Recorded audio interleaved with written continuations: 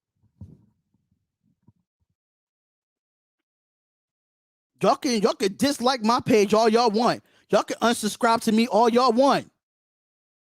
But I'm sitting here I'm being honest. I'm being honest. It's the honest truth. See, the thing about it is everybody look at it from in between the lines. Y'all look at it from in between the lines. Y'all don't look at the camera view when, oh my God, when Carr was struggling. You could see all in Carr's face that he looked defeated, bro. He looked defeated. I don't know if anybody saw the game that I saw it.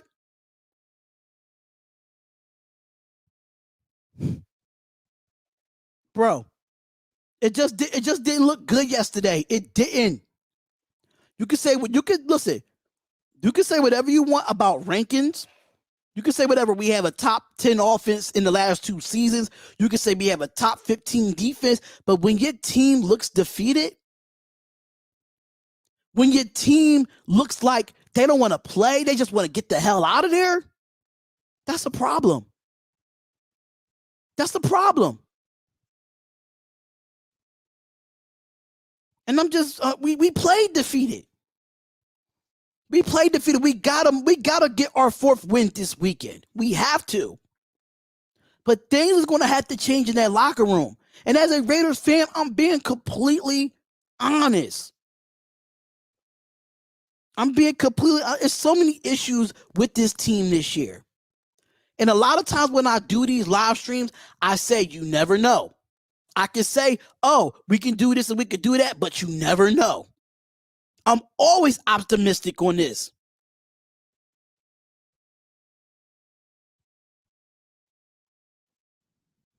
That's what I'm saying, man. People know me. People know me. If anybody knew me in this chat, man, if y'all knew me in this chat, y'all know what I do. I'm very optimistic. Every time I do these shows, what do I say? You might be right, but you never know what might happen. Do I not say that all the time? I say it all the time on these live chats, man. I try to be positive as much as I can. I try to be positive. I try.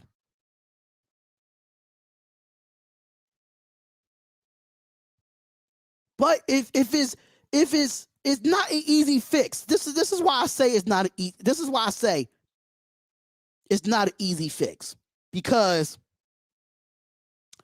NFL teams are starting to catch on to what the Raiders do. Now, somebody said in the chat that Mitchell Rim says that the Bears defense was calling out our plays. So, if Mitchell Rim was saying that, why did Derek Carr say the same thing? So if I'm John Gruden, if I am Greg Olsen, if I am this staff, why are we looking so predictable if the defense is calling out our plays, y'all?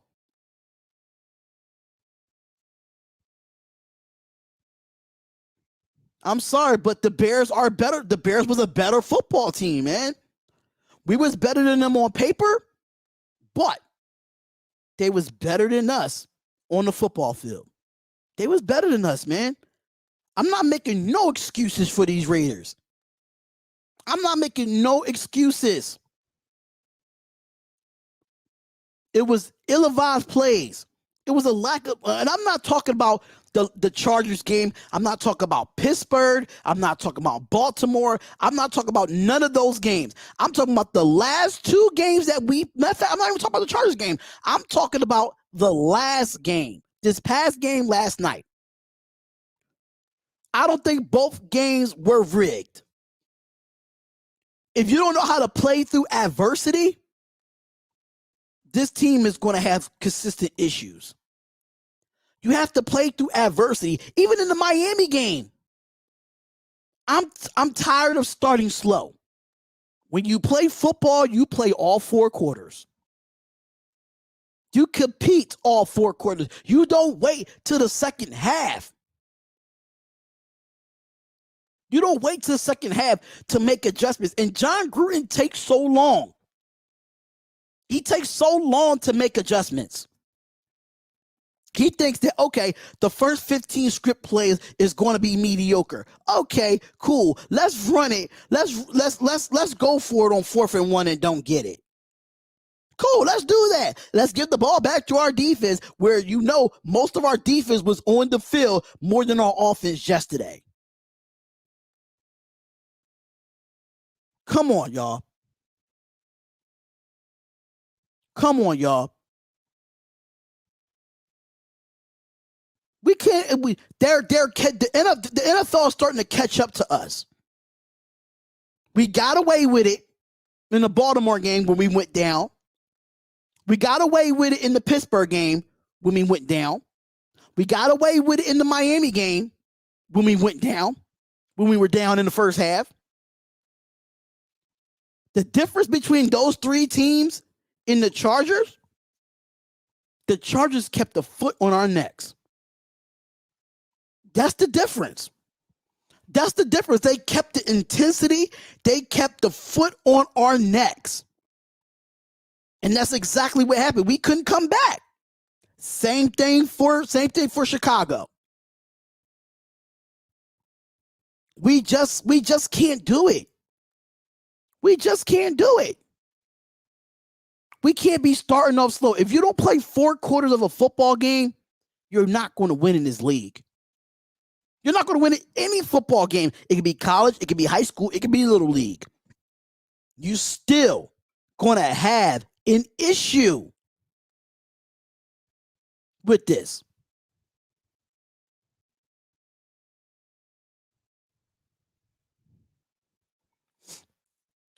And Gruden, another thing about Gruden, we have to figure out, and he has to realize that we're not a running football team anymore.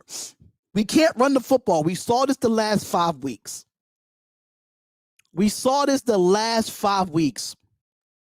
That we can't run the football. Obviously, it was a lot of things we could say about yesterday's game. About Brian Edwards. The only person that really didn't drop footballs was Henry Ruggs. Hunter Renfrow had a few drops, but he played well as well. Brian Edwards, a complete drop. Darren Waller, complete drops. It's just, it was sickening to see that Brian Edwards was wide open. And he took the ball just like this and threw it down.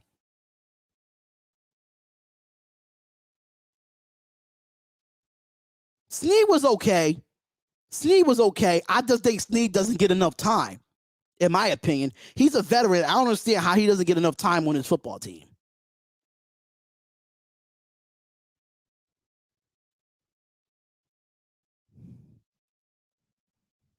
And the thing about it is, Edwards called for the ball. He called for the ball. Henry Ruggs was the only one really catching everything outside of Hunter Renfrow. Todd Clemens, we won 3 football games without running the football. Come on, bro. We won 3 games without running the football. If you know the running game is not effective, we can still pass on it. We can still pass. And Waller had 2 big drops. He had 2 big drops. So, I mean, we haven't been able to run the football. We have not been able to run the football in the last 5 weeks. We won 3 games with passing the football. People don't know that, though.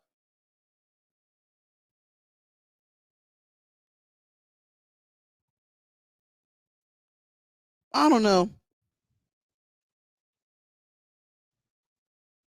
It's just, it's so many mental mistakes that we had. People can say what y'all want about certain calls in this Bears game. Y'all can say what y'all want.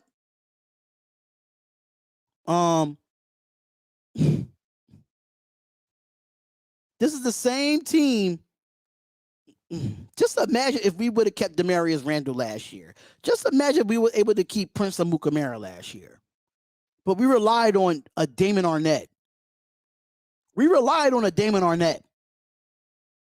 another reach first-round draft pick. Leatherwood, another reach first-round draft pick. Back-to-back years. I'm not surprised though. But as I'm still a Raiders fan, I'm just letting my frustrated. I'm just letting I'm letting my frustration out as a Raiders fan, and I'm keeping it a buck, man. We just not ready to make the playoffs. As long as Gruden's there and he's calling the calls, and you got to think about it too. You got to think about this too. When we go up tempo, we're so much better when we're up tempo. Look at the game in Baltimore when we needed a score. Look how fast it took us to score. Look how fast it took us to score when we went up tempo. Look how fast.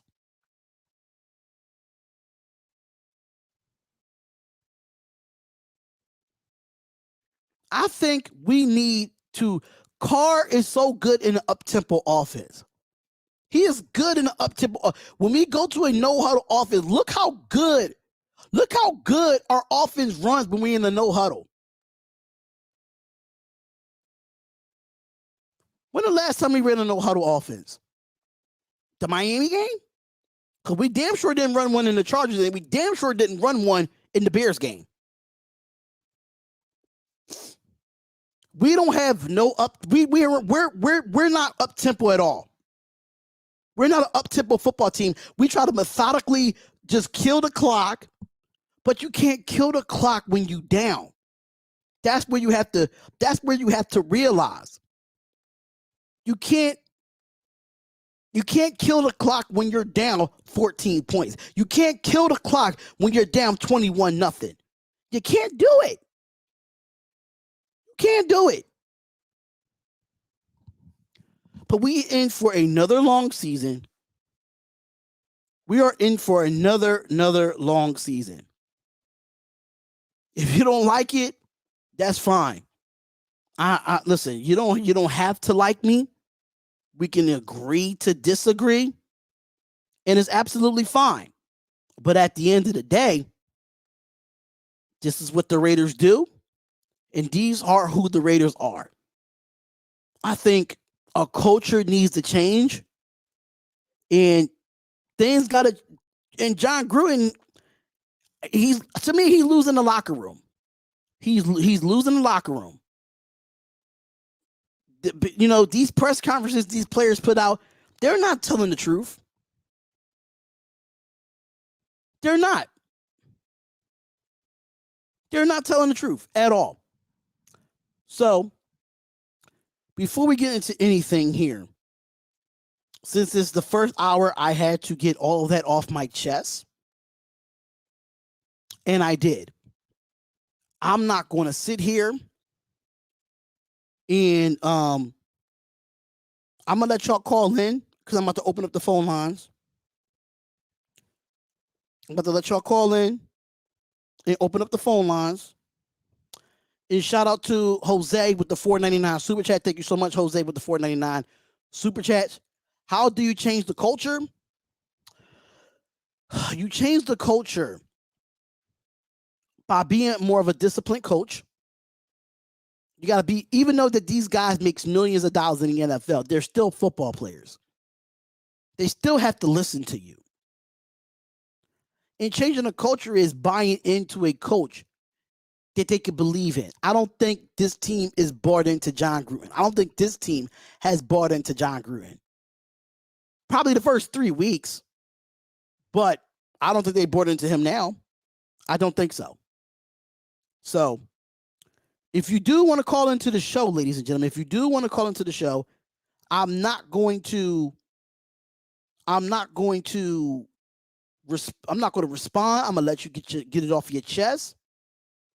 If you want to call up, the number's right there, 267-957-1431. That's right there on the screen. If you do want to donate to the channel and you don't know how to use the super chat, make sure you go to Spotlight Raiders Talk. If you see it up here, that is my Cash App. # Spotlight Raiders Talk.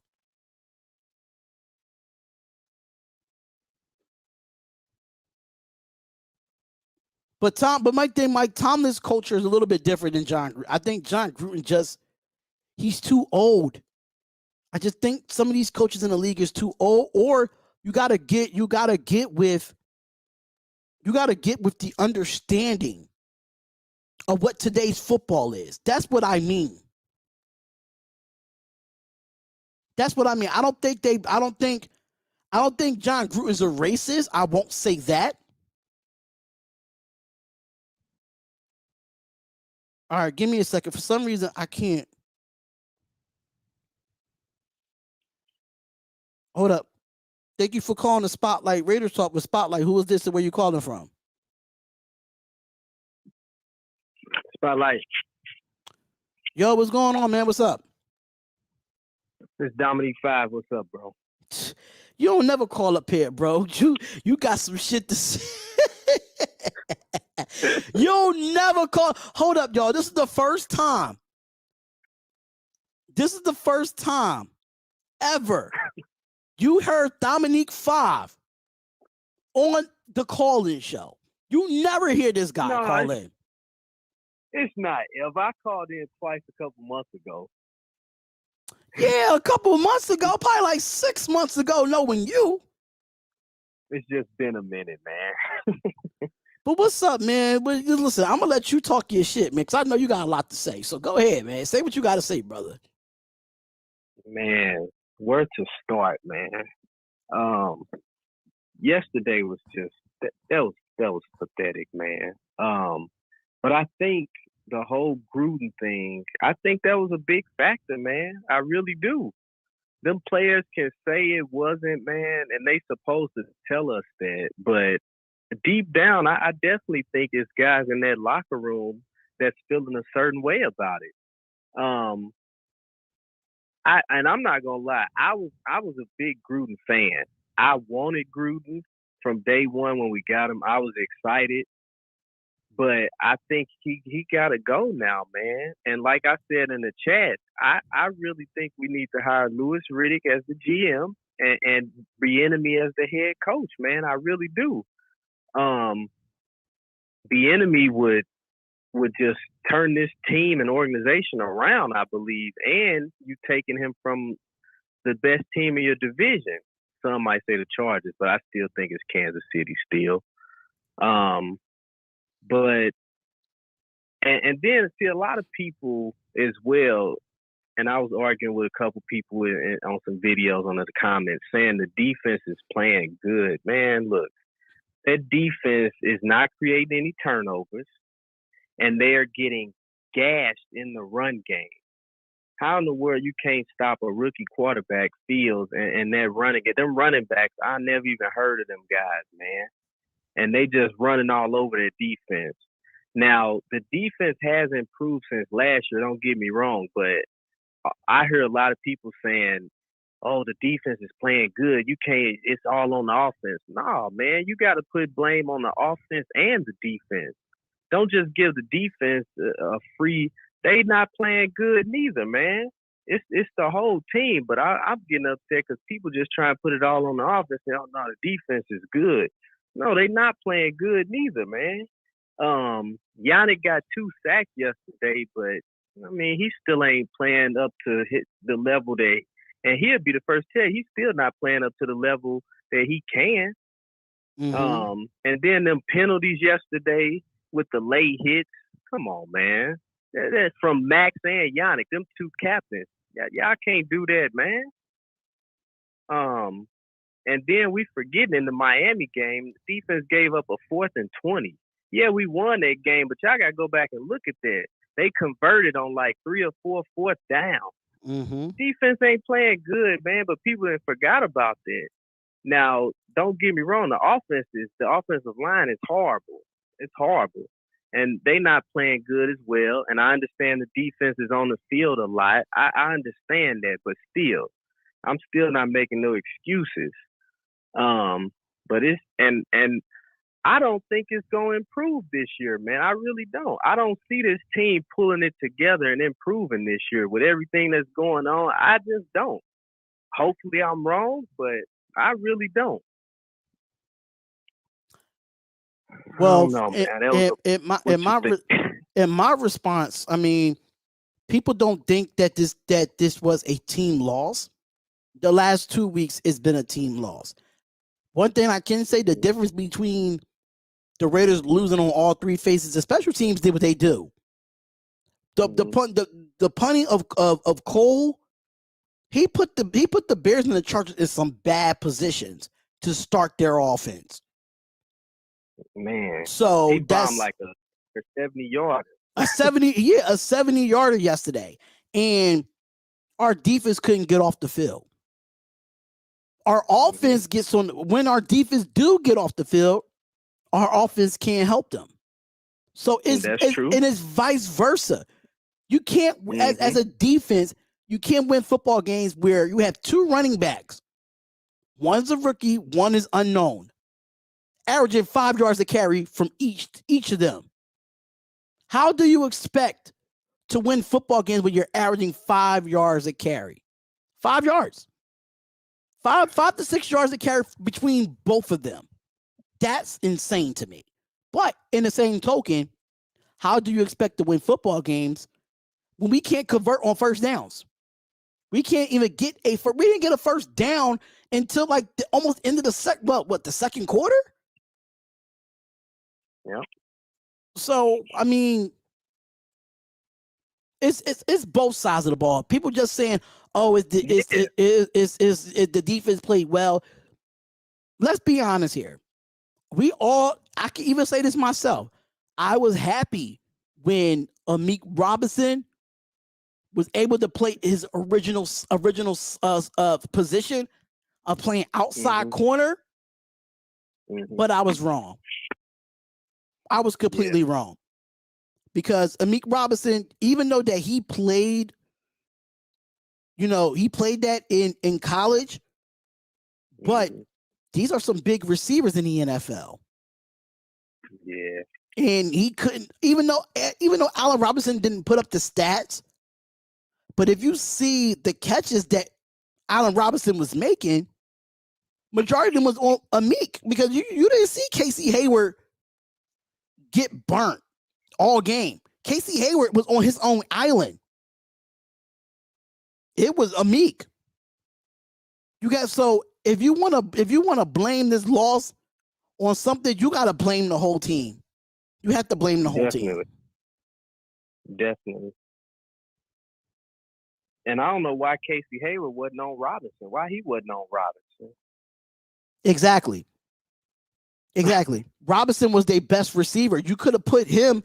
You could have put Amik. Exactly. You could have put Amik on Darnell Mooney instead of Casey Hayward being on Darnell Mooney. You get what I'm saying? Like, yeah, that makes no sense. But that's all I got, man. I don't want to take up too much. I know other people gonna call in, but I just had to get that out, man. I appreciate everything you do, man. No problem, man. I know I could be cussing you out in the chat, but it's all good. All good. All right, man. All right. So before I take the next caller, Amik gave up 2 touchdowns, but Amik is so short. That's the problem. He's short. So it's going to be a disadvantage for him on the outside against bigger receivers. That's my only thing. Even though that he has stops, he's just so little. That's my only issue. So let's take this call right here. And thank you for calling the Spotlight Raiders Talk with Spotlight. Who is this and where you calling from?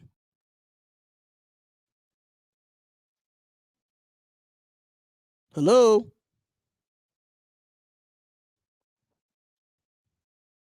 Hello?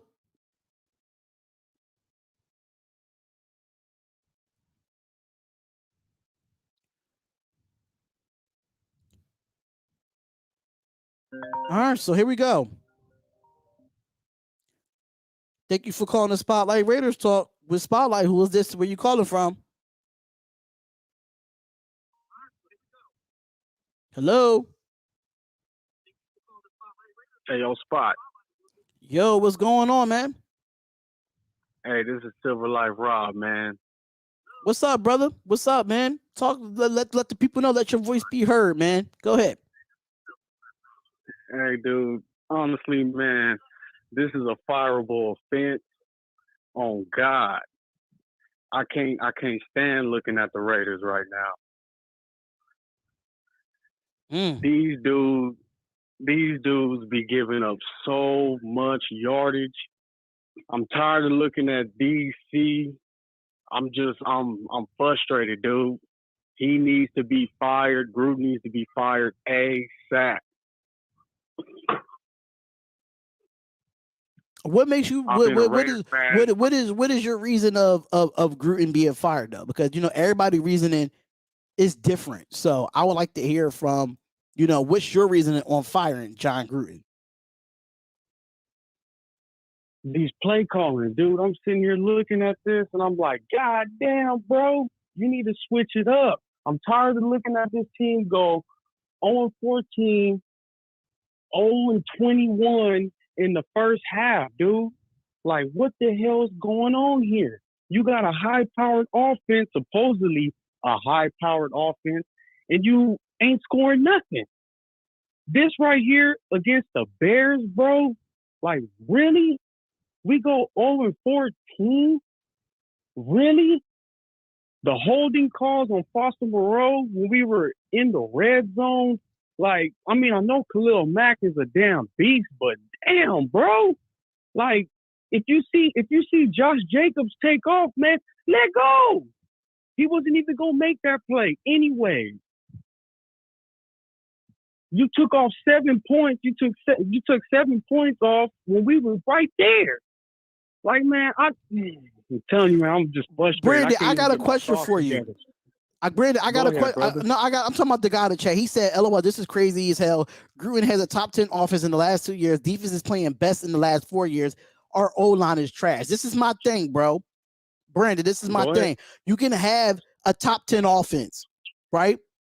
But if you look at if you want to look at the rankings for Gus Bradley right now, we're not even a top 15 defense. We're not. I feel like Gus Bradley has that defense we had 2015, that bend but don't break. But it doesn't help when our offense keeps getting 3 and outs, man. Like, what the hell, dude? Put it together, Gruden. My thing is he needs to be fired ASAP. Our organization, our fan base deserves better than what the hell we are getting. Okay, so according to Fox Sports, through 5 games, we are ranked 15th, but we give up yards per game. We give up almost 340 yards a game. That's disgusting. 300, we give up 22.4 points a game. Rushing yards, we gave up 600 yards a game. We give up 134 yards a game. Why did we give up Tanner Muse? Why did we I feel like Tanner Muse can do a better job than KJ Wright. We still don't even have Devin White yet. And he balled out preseason. See, Ben Malik, we do have a place if we fire John Gruden, we all know that Gus Bradley is going to be the interim head coach. We know that for a fact if we fire John Gruden. Number 2, in the offseason, nobody hired Eric Bieniemy this last offseason. Eric Bieniemy is going to be the top coach coming up in this offseason. Eric Bieniemy should be the next head coach for the Las Vegas Raiders. That is the plan. If Mike Mayock and Gruden does not get it done this season, I'll say go out and get Louis Riddick and go out and get Eric Bieniemy. That's my plan. Louis Riddick for the presidency? Yeah, for GM. Louis Riddick for GM. I agree with that. That sounds good, man. Bieniemy get this offense going, I can tell you that much. Yeah, I think he will use his players the right way. I think Gruden is not using Ruggs the right way. This is my thing. You go out and you go out and get Ruggs, right? You go out and get Ruggs, and he's not utilized the way that he was utilized in Alabama. If I am John Gruden right now, I'll be making a call to Nick Saban because Nick Saban coached Keon Drake. Nick Saban coached Henry Ruggs. Nick Saban coached Alex Leatherwood. Nick Saban coached a lot of these Alabama players that was there. If I'm John Gruden and I want to keep my job, I need to call Nick Saban. Period. Man, I don't know. For some reason, I'm not that sold on Keon Drake, man. For some reason, I don't know. He rubs me the wrong way, dude. I don't know. Because he's not being utilized right. He's not being utilized correctly. This is my thing. I see more out of Trey Vegas than I see more out of him. This is because Trey Vegas was playing against teams. He was playing in the preseason against players that's not even on teams anymore. That's one thing. The thing about this is, right, Keon Drake is a East and West type of running back. He's a running back that can catch the ball out the backfield. You can't make Keon Drake a downhill runner when he's never a downhill runner. You get what I'm saying? You're not playing. Oh, man, you're not playing to the player's strength. And the only people that plays to the player's strength that John Gruden does let play to the player's strength is Darren Waller and Hunter Renfrow. They the only two that's playing to their strength. They the only two offensive players that's playing to their strength. Nobody else. I mean, Josh Jacobs, of course, because he's a downhill roller, of course. But Henry Ruggs, he's not playing to his position. He's not playing to how he's playing. He's still snatching stuff out the air, man. Which is true. In a major Which way. is true. But go look at how Nick Saban used him in Alabama. Just look at it. Why you think he was why you think he was so good coming out the draft? I mean, I thought CeeDee Lamb was better than him, which I still think that, in my personal opinion. Agreed. But I agree. Like, I just feel like Gruden as an if he's such an offensive guru, he has to play to his players' strength, what makes them great on the football field. But then take it as, our defense is depleted. It's depleted pretty badly. Depleted. It's depleted pretty badly, but we went out and got so much depth in the offseason, it's really the next man up. When you get tired of hearing that word, man, it's like, why can't everybody just stay healthy, man? Why? Sheesh. You always got to worry about the next man up. Because in football, you got 53 players on a roster. Mm-hmm. So if a player goes down, that's where your depth has to come into play. That's why I mean next man up. That means when the next man up, that means they have to be prepared for anything. God forbid, we don't wish injuries on nobody. But those players that made the 53-man roster, that go through training camp, that go through preseason and still make the team, they have to be ready if a player goes down. That's why I say next man up. Yeah. Well, yeah, that's all I got, man. I'm really frustrated in this damn game. I feel you. It was a tough pill to swallow, man. It was a tough pill to swallow. Well, yeah, Spot, I enjoy your shows, man. I'm always watching, brother. No problem, man. No problem, man. Thanks for calling up. Really do appreciate it. Yes, sir. All right, go on, Spot. All right, you too, man.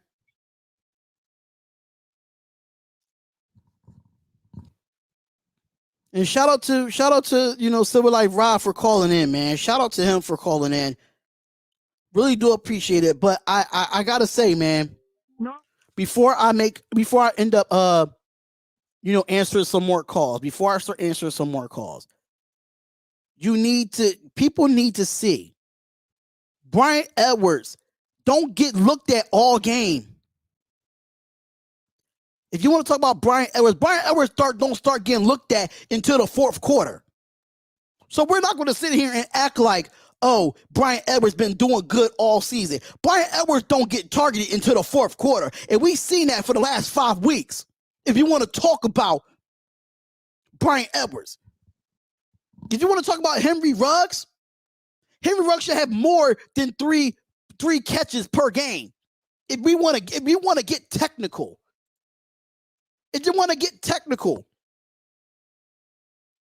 Henry Ruggs should have more than 3 receptions or 3 targets a game or 3 catches a game.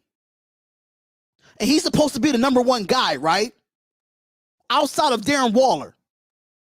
But Hunter Renfrow is outplaying Ruggs and Edwards. What are we talking about? We don't give Ruggs the ball enough. That's what I mean. That's why I say John Gruden has to play to his players' strengths. He has to play to his players. He has to know his players' personnel. That's what I mean about John Gruden. If you notice with a lot of teams in this league, they play to their players' strength. They know that Kyler Murray is not a pocket passer, but they make him throw the ball on the run because that's his strength. That's what I mean. But thank you for calling the Spotlight Raiders Talk with Spotlight. Who is this and where you calling from? I'm calling from Los Angeles, and my name is DJ. I just wanted to say keep up the good work, and I love your show, bro. That's all you wanted to call up and say, man? You ain't had nothing else to say? Nah. I'm pretty busy right now. I'm at work, so yeah. I just wanted to give you your props. I love the show. Keep up the good work. I appreciate it, brother. Thank you for calling in, man. Oh, you're welcome, bro. All right, Peace. Thanks, man. And thank you for calling. Thank you for calling the Spotlight Radio. Hello. Hello. Can you hear me? And here we go. And thank you for calling the Spotlight Radio Talk with Spotlight. Who is this and where you calling from? Hey, yo, Spotlight, this is Dundee from Orange County. What up, Dundee? What's going on, brother? How are you today? Chill, man, chill. So, yeah, man, quite the interesting past 2 weeks with these team losses. Me personally, I feel like this all boils down to just leadership, man. Like, there's no dog on this team. Our Gruden, we got a TV star as our GM. Our owner is the son of the man who created all this. And I honestly think that the only reason why he got John Gruden was because, he was thinking with his heart and not really logically as a owner who's trying to build a franchise to win games and stuff. He was trying to fill seats in the new stadium and stuff. So, I honestly think that, this whole experiment could have eventually crash pretty hard. The thing is win, But as for the play on the field, man, I hate to say it, you can see, just by the actions and emotions that the players are going through out on the field, it's very lethargic. It seems like they're not even playing hard for each other and stuff, And, I could point fingers at the offense and the offensive line. Yeah, they're young, but at the end of the day, the reason why we're having these offensive line struggles is because our front office decided to, get rid of our 2 better offensive linemen, even though they were having a down year.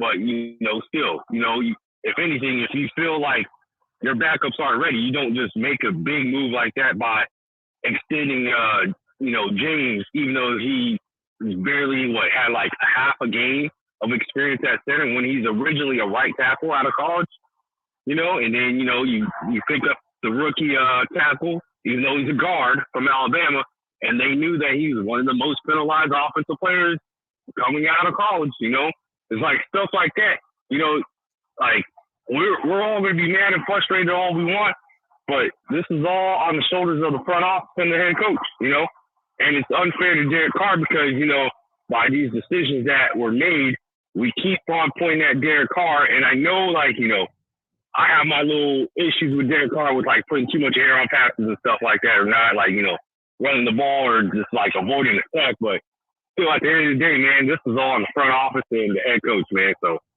that was my whole piece. Now, I got a question for you, though. Now, when I say John Gruden has to play to the strength of their players. I'm saying this about Derek Carr too, because we all know Derek Carr is not really, he's mobile, but he's not mobile. So I got a question for you in the Raider Nation. If John Gruden is so great of a coach, offensive minded, right? And y'all know Derek Carr is mobile, but he's not a running quarterback. Why would you call a zone read with him as the quarterback? I know. Man. My point exactly. Like, my point exactly. But before you go, shout out to the $5 super chat from Tyson. He said, our biggest issue is the offensive line. I'm starting to think Tom Cable isn't a guy anymore. And the defense is good enough, and our offense got weapons everywhere. Exactly. But, like, to Tom Cable, Tom Cable was able to use experienced and veteran players and plug and play them and get production from them. This is a completely different situation and stuff, you know? So, like, yeah, man, I don't know how he's going to do it, but, you know, hopefully he can figure it out. But, yeah, man, like, it sucks because these past 2 weeks I have to deal with, like, you know, freaking Charger fans being in Southern California, like, you know, trying to talk smack, and I'm just like, really now? And then, you know, losing to the Chicago Bears and just the whole, you know, like the Khalil Mack trade thing coming back to surface about who wanted to trade and stuff like that. And, like, honestly, man, like, as a fan base, I think we all just want to see this team win and do good, man. Exactly. And it's been far too long. And, you know, when is the owner going to realize, like, hey, you know what? I need to really, like, stop trying to think with my heart and try to hire my friends, you know? Like, if you're going to go and hire the best people, you really need to go out there and search and do it. But thank you for letting me call. All right, thank you for calling up. Anytime we do these calls, man, you're welcome to, you know, say your piece about this football team, win, lose, or draw. Oh, yeah. Hey, one more thing. Everybody, if you are a Raider fan, when we go through these losses, though, do not be too heavily invested in the losses. I get it. We all get frustrated. But if you got a girl, kids, if you got a hobby you can do, try to find a way to take your mind off of the losses and stuff. Because I know some of us, we be getting extremely angry and stuff. But at the end of the day, it's just a game. I know we are, like, deeply invested in this team. But, yeah, it's all good. It's just a game, guys. Take care. God bless. All right, thank you for calling up. I really do appreciate that, brother. All right, so we are waiting for the next caller to come up and say it. So, I mean, we get worked up, but only reason why I get worked up is because of the fans. It's not really, it's the fans, and you know, I was never a John Gruden fan, even back in 2002. You know, even though, like, even though in 2002 that he did have a great team, he did go to Super Bowl with them, but Carnegie, Pennsylvania. And thank you for calling the Spotlight Raiders Talk. With Spotlight, who is this and where you calling from?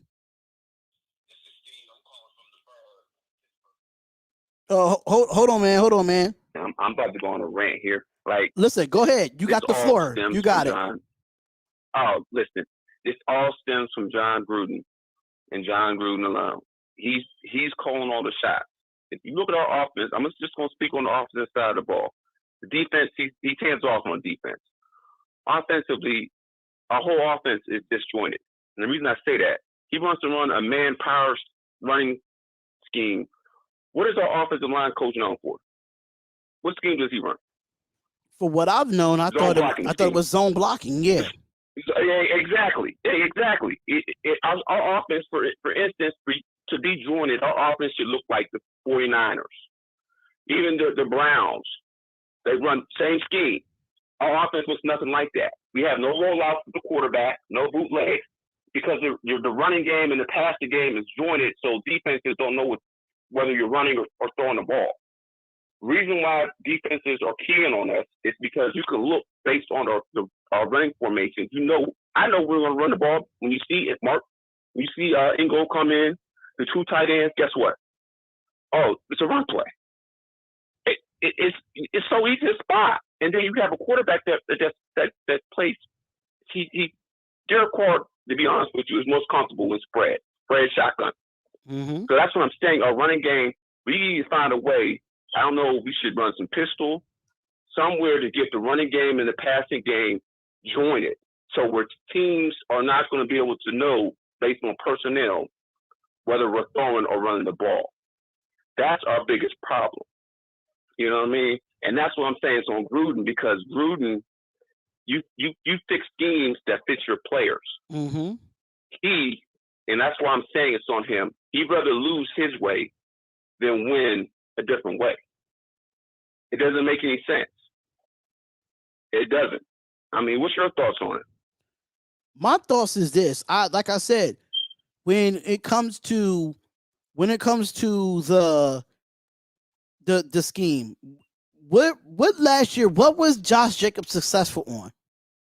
The zone block, the outside zone, right? Right. I understand that we don't have Gabe Jackson anymore. I understand we don't have Rodney Hudson and Incognito's out. But if you look at with Alex Leatherwood, what offense did he play in college? It was a zone read type of blocking. Right. You have to, this is what I mean. You have to play, to your player's strength.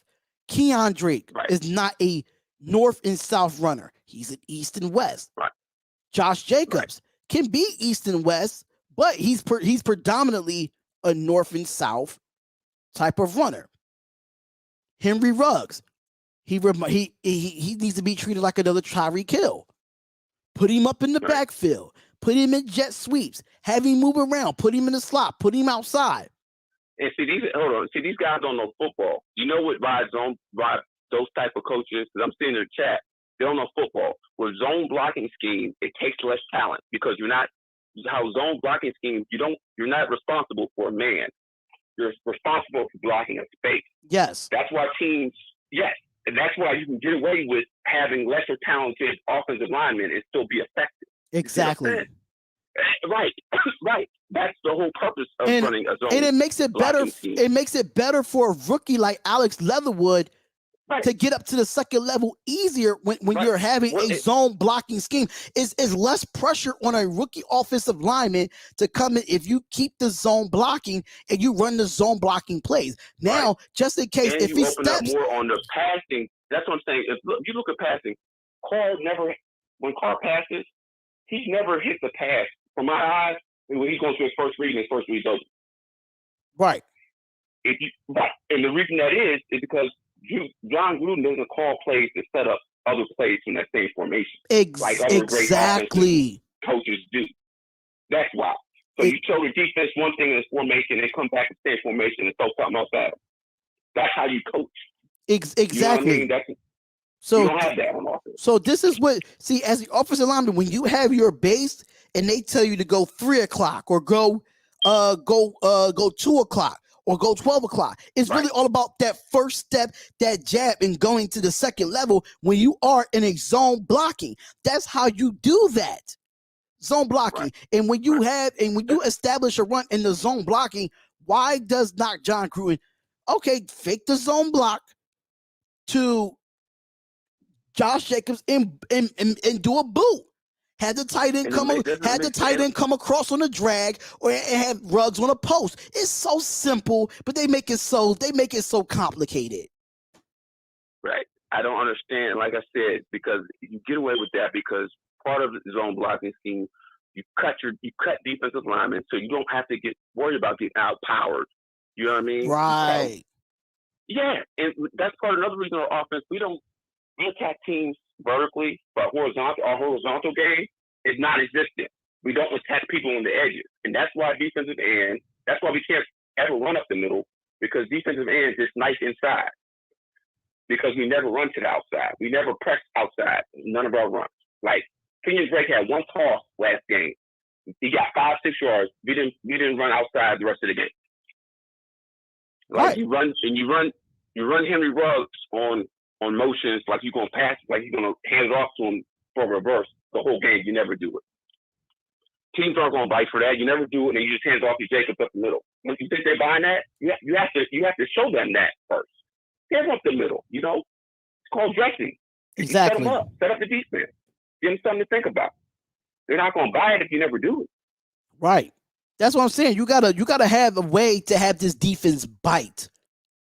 But you don't have the defense, and that's the thing. I saw it all in yesterday's game. This defense did not look confused. This defense didn't look off balance. This defense knew what the next play was coming. Exactly what was doing. They knew. Yeah. They They knew. knew exactly what was coming. Like I said, and I'm saying even as far as attacking, we don't run pick plays like other teams or attack the edges. We do none of that.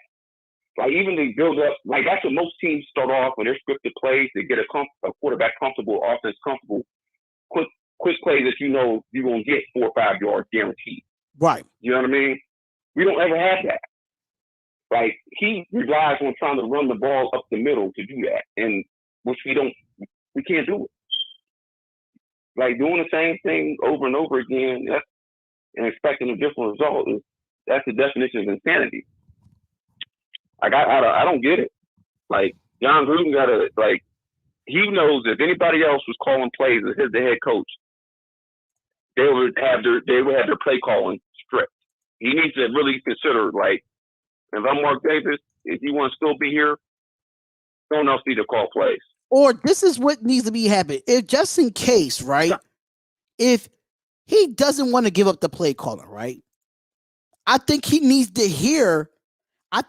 listen to his positional coaches and his offensive coordinator on what plays needs to be run. Hey, this is not working, Right. Gruden. How about you do this? How about you do that? You know what I'm saying? It got to be some communication there, even though Gruden does not want to give up the play calling, but you have to listen to your coordinator because he's seeing it. Mind you, you're on the sideline, Gruden. Your coordinator is up in the booth. He sees it from a different view that you see it from. So the communication with the offensive coordinator and the head coach, which John Gruden is the play caller, at halftime, Greg also got to be like, listen, this is what has to be done. I'm seeing it from this angle. Why not you run this, and that, and let's see where it goes and get a flow of things, and then let's see we come back to yours and see if they realize it. Sometimes you have to mix it up, mix and match what your offensive coordinator and your head coach is calling and try to blend it in some sort. But the communication has to be there, but Gruden has to listen to them. He has to hear them out. Right. And I think Gruden is too stubborn of an offensive-minded coach. He don't want to listen. He don't want to listen. He's like, oh, this is going to work. This is what I'm going to run, and this is what is going to happen, you know? So, yeah, Right. I feel you. Right.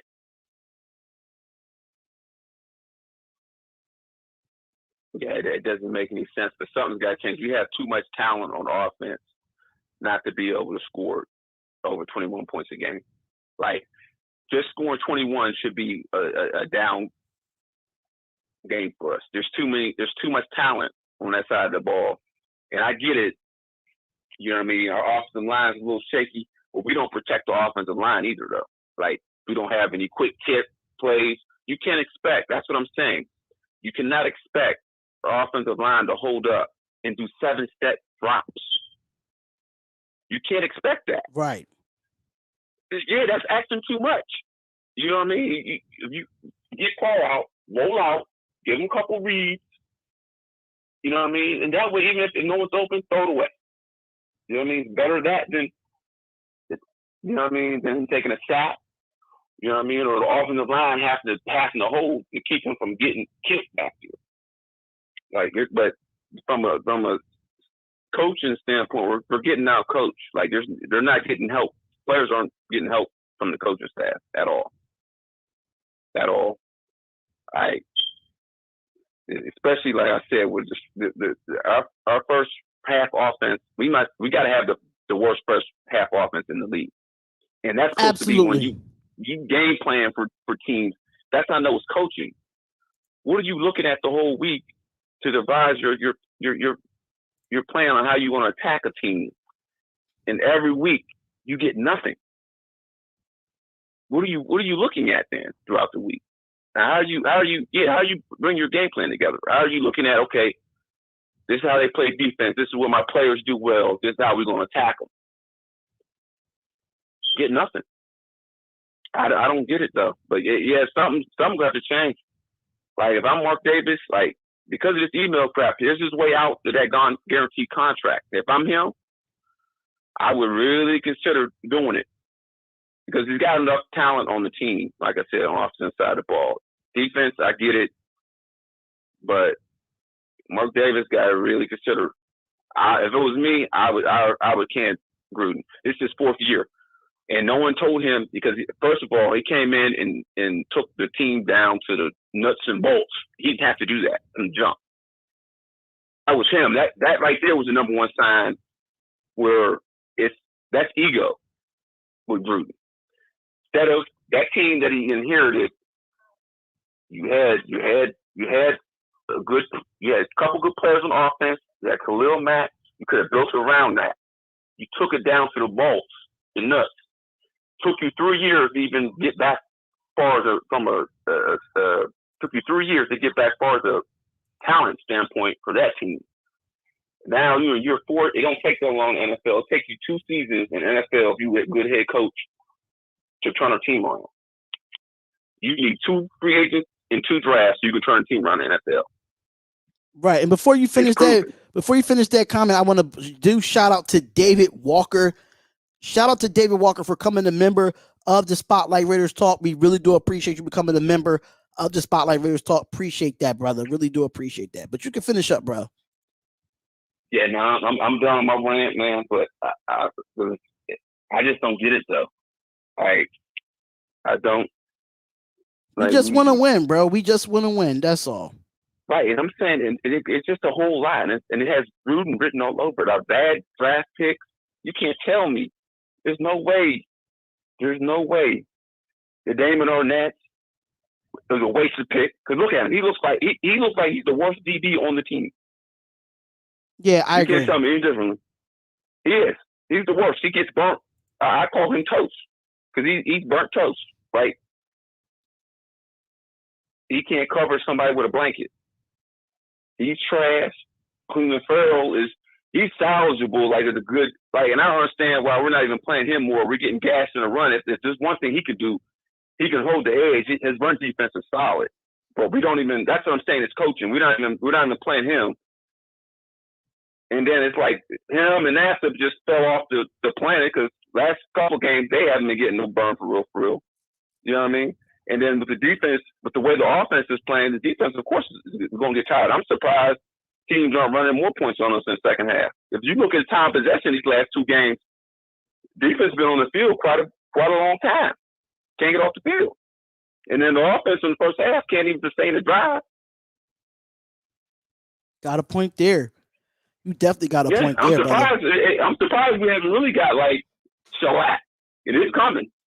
If that offense continues starting like it is, it's coming. I mean, like a 45-14 Atlanta Falcons style last year. Jesus Christ. I do not want to see that again. I don't know if my liver could take another one of those games, but it's coming for offense don't get better. But I'm going to let you go. I'm finishing my rant, man. Absolutely, man. Thank you for calling up. We really do appreciate it, man. We do these reaction Mondays or overreaction Mondays, what they want to call it in the chat. I don't think it's an overreaction. I just think that I think defenses are finally catching up to what the Raiders offense is doing. So that's just me. This is my personal opinion, but thank you for calling up, bro. Really do appreciate it. All right, my bad. I didn't even know that he hung up or anything of that nature, but just give me a second here. And if anybody wants to call up, it's 267-957-1431. I will be waiting on your call. Norwalk C1. And thank you for calling the Spotlight Raiders Talk with Spotlight. Who was this and where you calling from?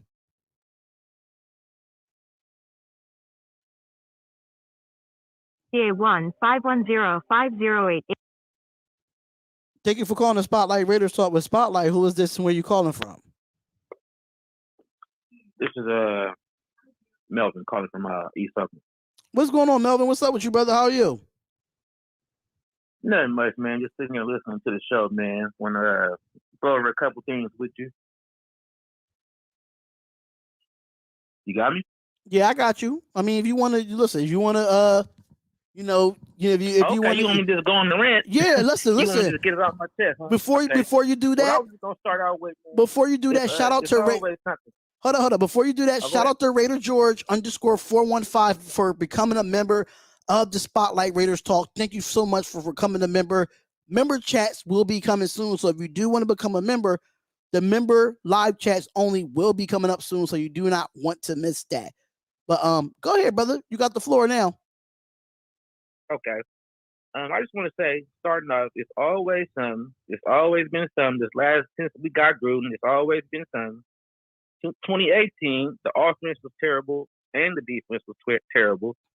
2019, the defense was terrible. Offense got a little better. 2020, we all know the offense did pretty good. Defense still terrible. This year, all of a sudden, now we let all the offensive linemen go. Now the O-line is trash.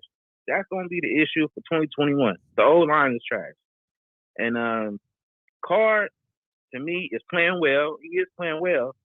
And I was on the Carr hater bandwagon. Let's make no mistake about that. I was one of them dudes. But he's playing good this season. He's playing good. But he is still missing some progressions. He's missing Ruggs wide open. I've seen Ruggs wide open at least once. Every game, he breaks wide open. And Carr does not throw it to him. Or Waller, you know what I'm saying? He does that at least once a game. And I think if we're going to really go to the next level with the offense, Carr can't miss those throws, man. And Ruggs was getting open. Like, to me, people was kind of dogging Ruggs, and they were saying C.D. Lamb and all these guys, Justin Jefferson, they better than Ruggs. I still beg to differ. I'm looking at Ruggs, man, and they can't guard this dude. He's running past anybody and everybody. He's looking pretty unguardable to me. And I also wanted to say I think we should start Illuminor at right tackle, because I think Brandon Parker, man, he just ain't got it, man. You know, this is his fourth year. He's been there just as long as Code Miller, and he's just not progressing, man. And I think Illuminor, he showed pretty good heart at guard. You know what I'm saying? So why not? He's a former right tackle, I believe, anyway. So why not just go ahead and throw him back at right tackle? And I've been hearing people talking about the defense. The defense has been playing well, man. We can't talk bad about the defense at all. Compared to how trash they've been these last years, the defense is playing well, man. They are giving up yards, but they're not giving up points. You know what I mean? We only gave up how many points to the Bears? 21. What did we give to the Chargers? We only gave up 28. And you see what they just did to the Browns defense. They just put up 40 on the Browns. You know what I'm saying? So the defense is not that bad. It's not that bad, but you can't win football games when you have a bunch of unknown running backs. Even though Austin Eckler is not an unknown running back, but the guy Khalil Herbert and Damian Williams, they have not been in the league longer than 5 years. And they was both averaging almost 6 yards a carry through the whole game. But the defense is on the field. The defense is on the field the whole but game. I'm just saying, though, keeps going 3 and out. Which is completely understandable. But when you give up, mind you, Austin Eckler is not a 100-yard rusher in this league. He's just not. They made Austin Eckler look like Julian. They made Austin Eckler look like Adrian Peterson on Monday night. They did. Did you see what he just did to the Browns? Did you see what he just did to the Browns? Exactly. But that tells you what, like Raider Carlos put in the chat. It concerns me how the Chargers are able to address their problems in the offseason, and we didn't. We didn't address. How long was that game 7-0? How long did that stretch go? The game was 7-0. Then it was 7-14. Then it was 7-21. We was holding them. We held them basically the whole game. I just think the offense wasn't doing anything. The offense was doing nothing, like last game. Even though Justin Fields might not have put up the stats, but he was chewing our secondary alive. He was. No, he wasn't. He was. He wasn't too much on it. When you look at that fourth quarter, when you look at that fourth quarter, have a great game. When you look at that fourth quarter, Justin Fields took them down the field and extended this game. He sure did. Something that we couldn't do. We couldn't get back in the game to save our life. Was on the field the whole game, Spotlight. You were on the field the whole game. I understand that. That's why I say both sides of the ball. Feels like you don't. Both sides of the ball. They on the field the whole game. You can't. Okay, so you're telling me all those undisciplined penalties. You're not blaming the defense for that. the undisciplined penalties that put the Bears in the red zone at least 3 or 4 times in that game. Yes, the penalties were a backbreaker. Yes, penalties were a backbreaker. And it was four penalties on one drive and give up a touchdown. That's inexcusable. How many points did they score, Spotlight? It doesn't matter how many points they score. We're giving up almost it 3. Does. That's the name of the game. It's the name of the game. But when you give up so many yards, almost 350 yards a game, that's the problem to me. When you have a coach that doesn't blitz, it does not get no pressure. Listen, this is what you do when you stop the run, right? When you stop the run, how many people you put in the box? At least 6 or 7 people in the box, right? Right or wrong? When you want to stop the run? When you want to stop the when you can't stop the run with 4 defensive linemen and 2 linebackers. You put extra in the box. 8 in the box when you want to stop the run. You put 8 in the box. Gus Bradley has not done that this year. He has not put 8 people in the box. He stays with 8 people in the box. No, he does not. He plays in the box. Let me tell you what. He plays a 4-2-5. That's what stays down in the box. That's an 8-man front when you drop the strong safety down. When you drop the strong football, Spotlight? Yes, I know football, but when you play a 4-2-5, that turns into a 4-3. Does it not? Jonathan Abram might. If you have 2 linebackers and you have a strong safety down, that's a 4-3. That's not an 8-man front. That's 7 people, bro. 4 plus 3 is 7. 2 linebackers and a strong safety down. That's your third. That's considered your third linebacker, right or wrong? But they also have the Leo position. No, they do not. They only have 2, and that's what I'm saying to you. When you look at Gus Bradley's his base is a 4-3, but in the last 2 weeks he's been playing a 4-2. He's been playing with only 2 linebackers. Why do you think they switch out a lot? Why are you talking about the defense? I'm talking about offense is the issue. I'm trying to tell you. It seems like you're running from the issue. I'm not running from the issue. This is a team loss all the way around. No, this is a team loss. This is a team loss. On the offense. This is a team loss. Make no mistake about it. This is a team loss. These last 2 weeks are on the offense. Oh, so you're telling me all those penalties that the defense gave up yesterday, you're not blaming the defense for that?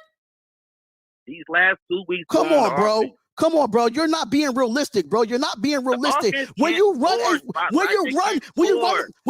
4-2-5, that means you don't have 3 linebackers. You bring Abram down to be the 3rd linebacker. That's 7 people in the box, and you still can't stop the run. Come on.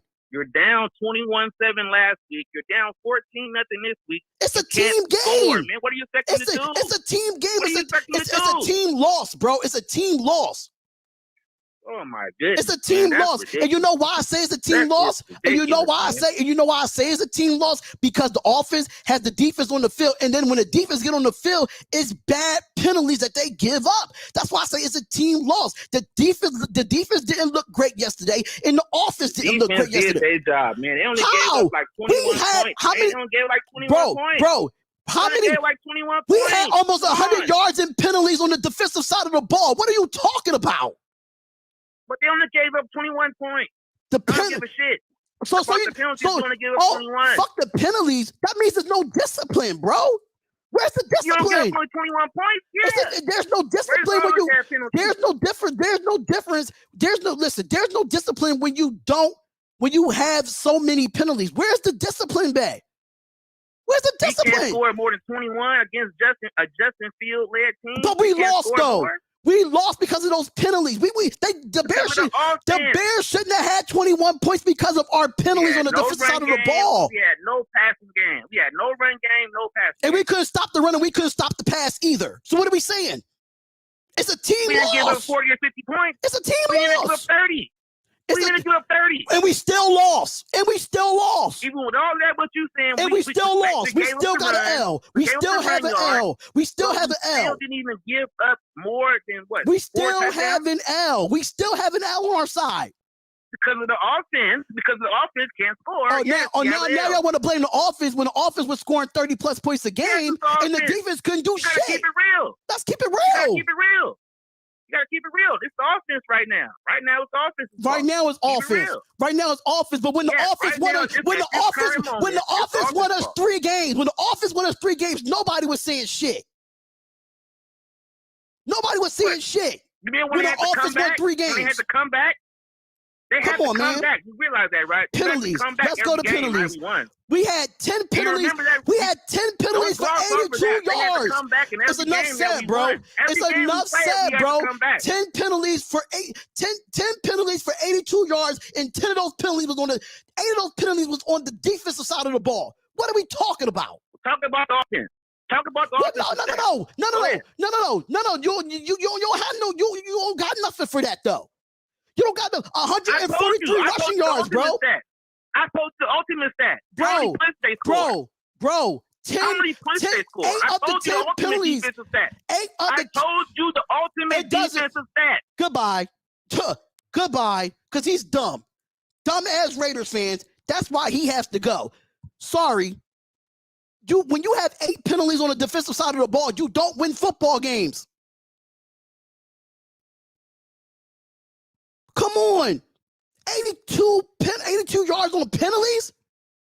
82 yards on penalties.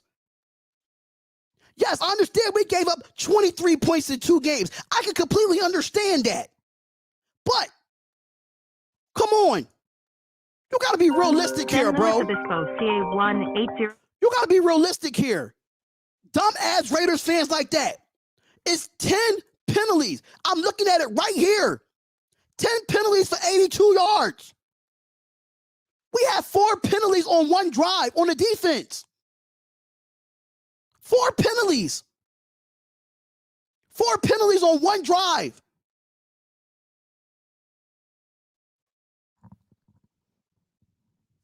Listen, you don't have to call. You don't have to call. I like debating. But what I'm saying is, you can't just say it's just the offense. You have to say it's both sides of the ball. You just can't blame the offense.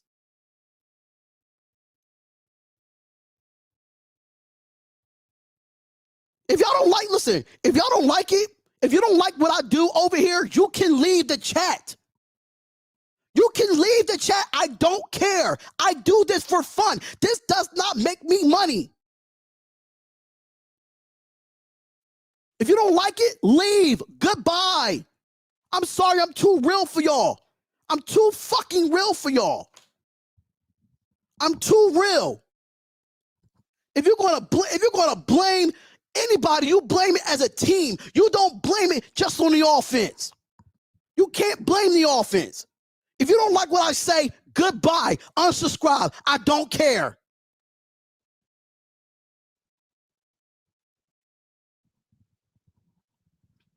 These Raiders, this is why I don't like to do these call-in shows. This is why I don't like talking about the Raiders, because these Raiders fans are so fucking stupid, bro. They're stupid.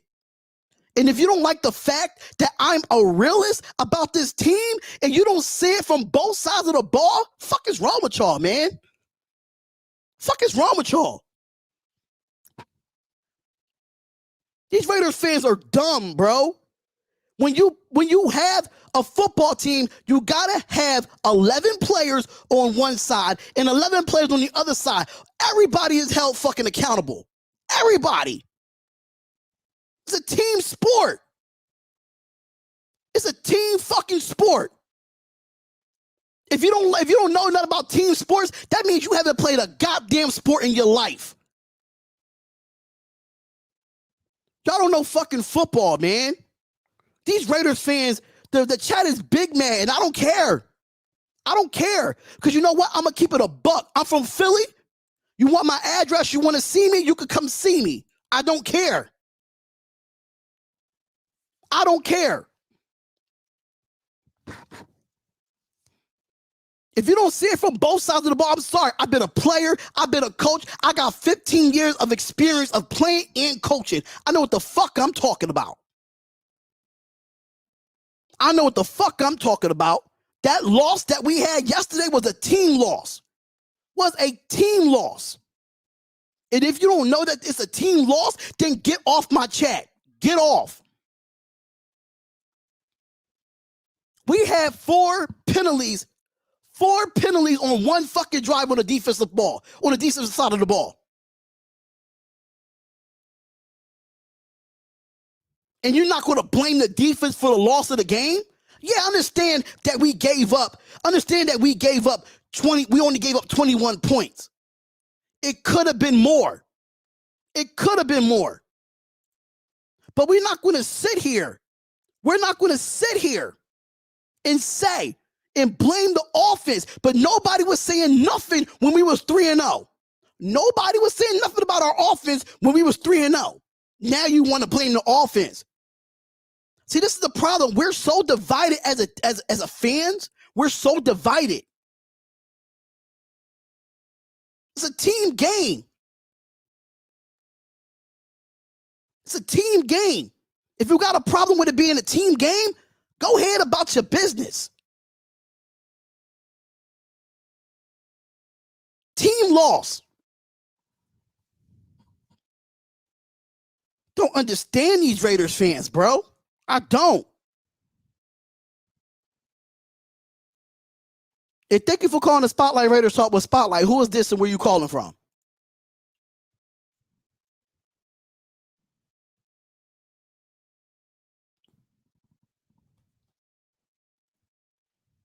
I don't know what happened. It's a team loss.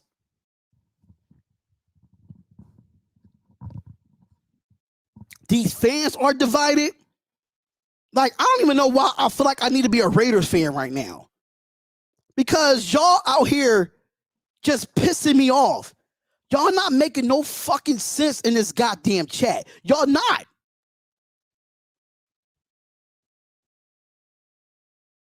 How is it 23 points in 2 games when we gave up 28 and gave up 21? That's more than 23 points. What are we talking about?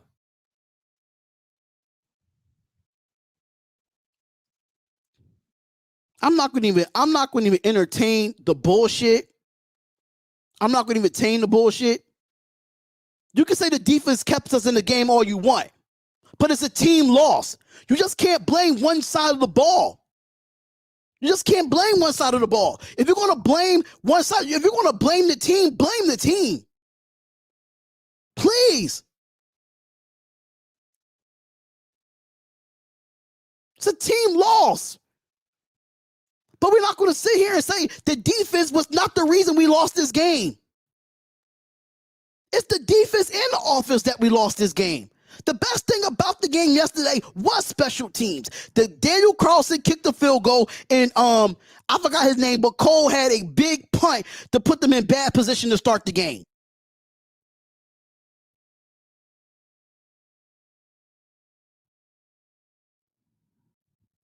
I'm sorry, but when you have 4 penalties on one drive, that's inexcusable. It's inexcusable.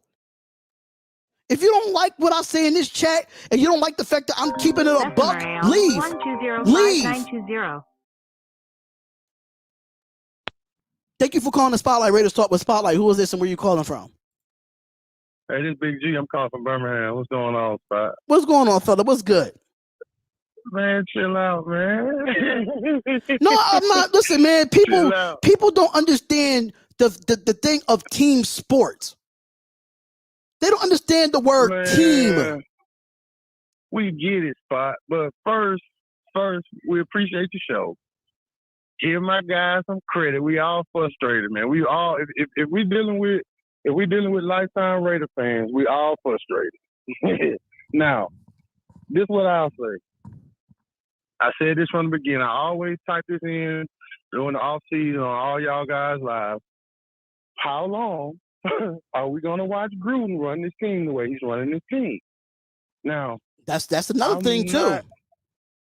This is the real problem. I'm not super crazy about Carr, but at the same time, I know if we got rid of Carr, it's only a couple of players that we can replace him with. And I don't think it's a big increase if we went and got one of those players to replace Carr. So that ship is kind of, I'm not really on that ship. Exactly. But here's the thing. 9 points from a quarterback guru, an offensive guru, a top 10 quarterback who everyone said, we all agree, Derek Carr's a top 10 quarterback, a first round draft pick at running back. 9 points is unacceptable. I don't care how many penalties the defense gave up. I really don't. I understand that that's not good football. I get it. But that too is still on Gruden. All this shit is what Gruden put in place. How long are we gonna let him run this team in the ground? And that's what makes it a team loss, because it starts with coaching. That's what makes it a team loss. Period.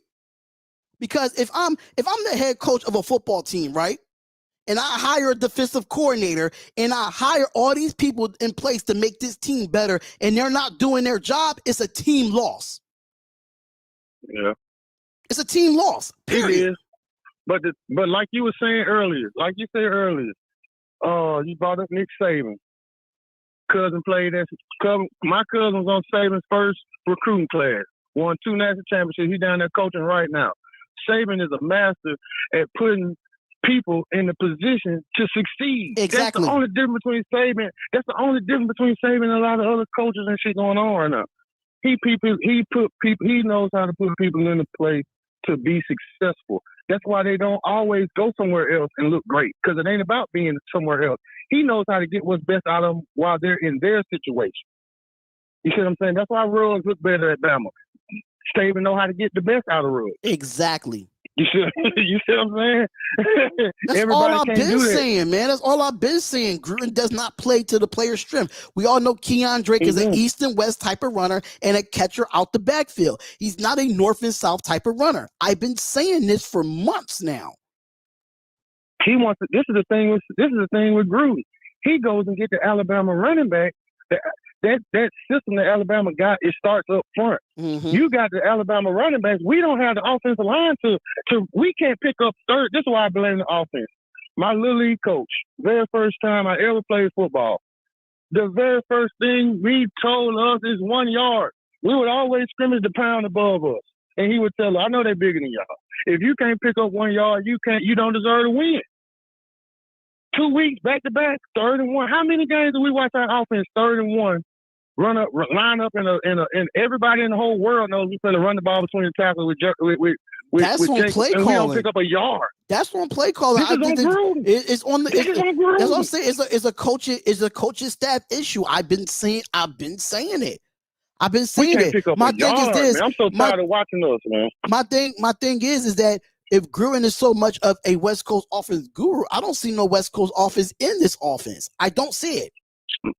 It looks like, to me, like you said, it looks more like the 1980s freaking I formation. He just does some little wrinkles, like you say, he'll put somebody in motion, or like you said, we might have 3 receivers. But it's basically I formation running the ball. It's just power running.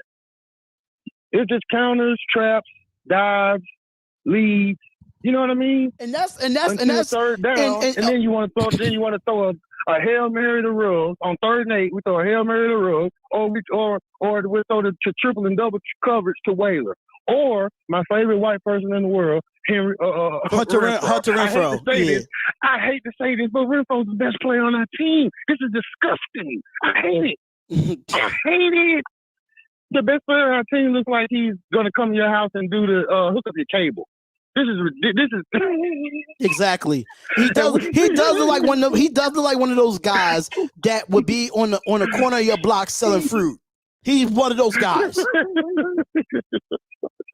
Man, I don't get it. Now this is why I say I have to blame the offense, because we've been talking for the last 2-3 years. Hey, if we only had a top 20 or top 15 defense, well, our offense will be great. Now, we got a top 15 defense. I understand they gave up some penalties last week. I understand they've given up some big plays over the course of the season. It's kind of that cover 3 defense is a bend but don't break type of defense. They're going to give up plays. It is. They're going to give up plays. But the thing is, our offense is getting more opportunities, and we're not. Come on, man. We're just not putting the points up. We can't score 9 points against the freaking Bears. That's unacceptable. To me, I just think this game all the way around, overall, is unacceptable, because Gruden got outcoached, he got outplayed, we got outmuscled, and that's exactly what happened. I mean, if we really want to get technical about how the Raiders lost this game, was up front on both sides of the ball. Up front. Man, our offensive line is horrible. If you want to be technical, right? And we all know, if you know the game of football, the game is won in the trenches. The game is won in the trenches. And if you're not blocking for your quarterback, nothing else works. If your defensive line doesn't get pressure, everything falls apart for your back end. Everything. And that's exactly what happened yesterday. If we really want to get technical, why this is a team loss, I wouldn't say it's a team loss because of the penalties. Yes, that's one part. But if you know football, the trenches is the reason why we lost this game. The trenches. And this is where I have to blame. This is why I ultimately have to blame John Gruden. Because for one, John Gruden got the general manager in there. So these decisions that they have made over the past 2 or 3 years has not produced a better product. Period. I agree. This team, when what was our last coach? Jack Del Rio. Jack Del Rio and McKenzie, that other GM, the black GM with the little afro, they had this team. What do we go? 12-4 the year Derek broke his leg. And he didn't play the last 2 games. Right. We went 12-4. He didn't play the last 2 games. We probably would have won at least one of those last 2 games. Right. We're probably looking at a 13-3 team. 2 years before Gruden gets here. The best thing we've had since he's been here is 8-8. And none of those players that was here for that 12-4 team are still here. They're not there. All those players are on other teams Khalil still Mack, being Pro Bowlers. Khalil Mack, I get so Amari sick of cutting Cooper, on my TV and watch Dak Prescott make make Amari Cooper look like freaking Michael Irvin. Think about this. We already had Matt, right? We already had Cooper. Right. All we got to do is draft CD Lamb. And now look at our offense. We still have yet to get us a top one, a wide receiver 1. It's disgusting that our best receiver looks like our mailman. And we could have drafted all these man, our linebackers. If it wasn't for Perriman, our linebackers would be trash. All these linebackers, we didn't go out and get any of these big linebackers. We didn't go out and get any of these big offensive linemen, defensive linemen. I guess we got Leatherwood, which wasted the first round. I wanted Leatherwood, but I didn't think he was a first-round talent. Thank you. I really did. Oh, my God. They butchered me for that. I wanted Murray first. I wanted Murray first because that was our biggest need, and he was the best player at the position. Get him. Bro, they butchered me the whole draft about Leatherwood. Did Raiders fans butcher me so much on these live streams about saying Leatherwood is not a first-round pick? You live in Alabama yourself. You know that Alex Leatherwood I work those games, man. I work those games. When you see the Skycam camera flying in Tuscaloosa, 9 times out of 10, I'm there. I've watched Leatherwood play a lot with my, with my eyes. And just like he's shown, he's good in the run game. He's not that good in the passing game. Oh my God, you sound like me right now. I've been saying this. I said he's so good against the run. He has a great first step when it comes to the run, but he's the most penalized pass blocking lineman in college football. I said this so many times. He's not going to clean it up in a year. Even our offensive line coach is a good offensive line coach. He's not going to clean that up in a year. Right. And if you couldn't clean it up at Bama against Mississippi State, Ole Miss, Tennessee, you can't clean up against that schedule every year. You're not going to clean it up against the Bears, the Browns. You know what I mean? Real competition. It ain't going to work. Not in 1 year. Now I'm hoping he gets better the way our other tackle did, because I wasn't impressed with that pick when we picked him up. But he's turned out to be a top flight tackle. I give him credit for that. I'm hoping Leatherwood turns that corner. But a lot of the decisions that we made, Arnett looks like the worst player on the team. Another reach that we did. Reach. I want to get on what's your boy's name? Honcho. I want to get on Honcho's ass about that, because he was so that was his guy. And I want to tell him, look, he's all flash and no play. He looks good. It looks good. but it doesn't equal the play. It's like I hate players like that. They walk in the gym, they look like Michael Jordan, and they just not gonna. They don't play well. That's how he is. He got all the swagger. He just don't have no play. And that's the problem. I've been saying this for a while too. When I said we picked up Damon Arnett, I said why we just pick up a second and third round pick in the first round. I don't understand it. First round. It's crazy. Name me Ohio State cornerback that worked out. And I ain't talking about just the Raiders. I'm talking about period. Damn, it was one, but it was so long ago. Yeah. It was so long ago. Yeah. It's one out of I can say it's one out of like 200 corners that came out for Ohio State that finally actually did something. Man, other than that, never go to Ohio State. Just like I wouldn't go to Alabama and draft a quarterback. Now, yes, Mac Jones went to a perfect situation in New England, but that's just not a program that's turning out good quarterbacks. Good quarterbacks, You know what I mean? right.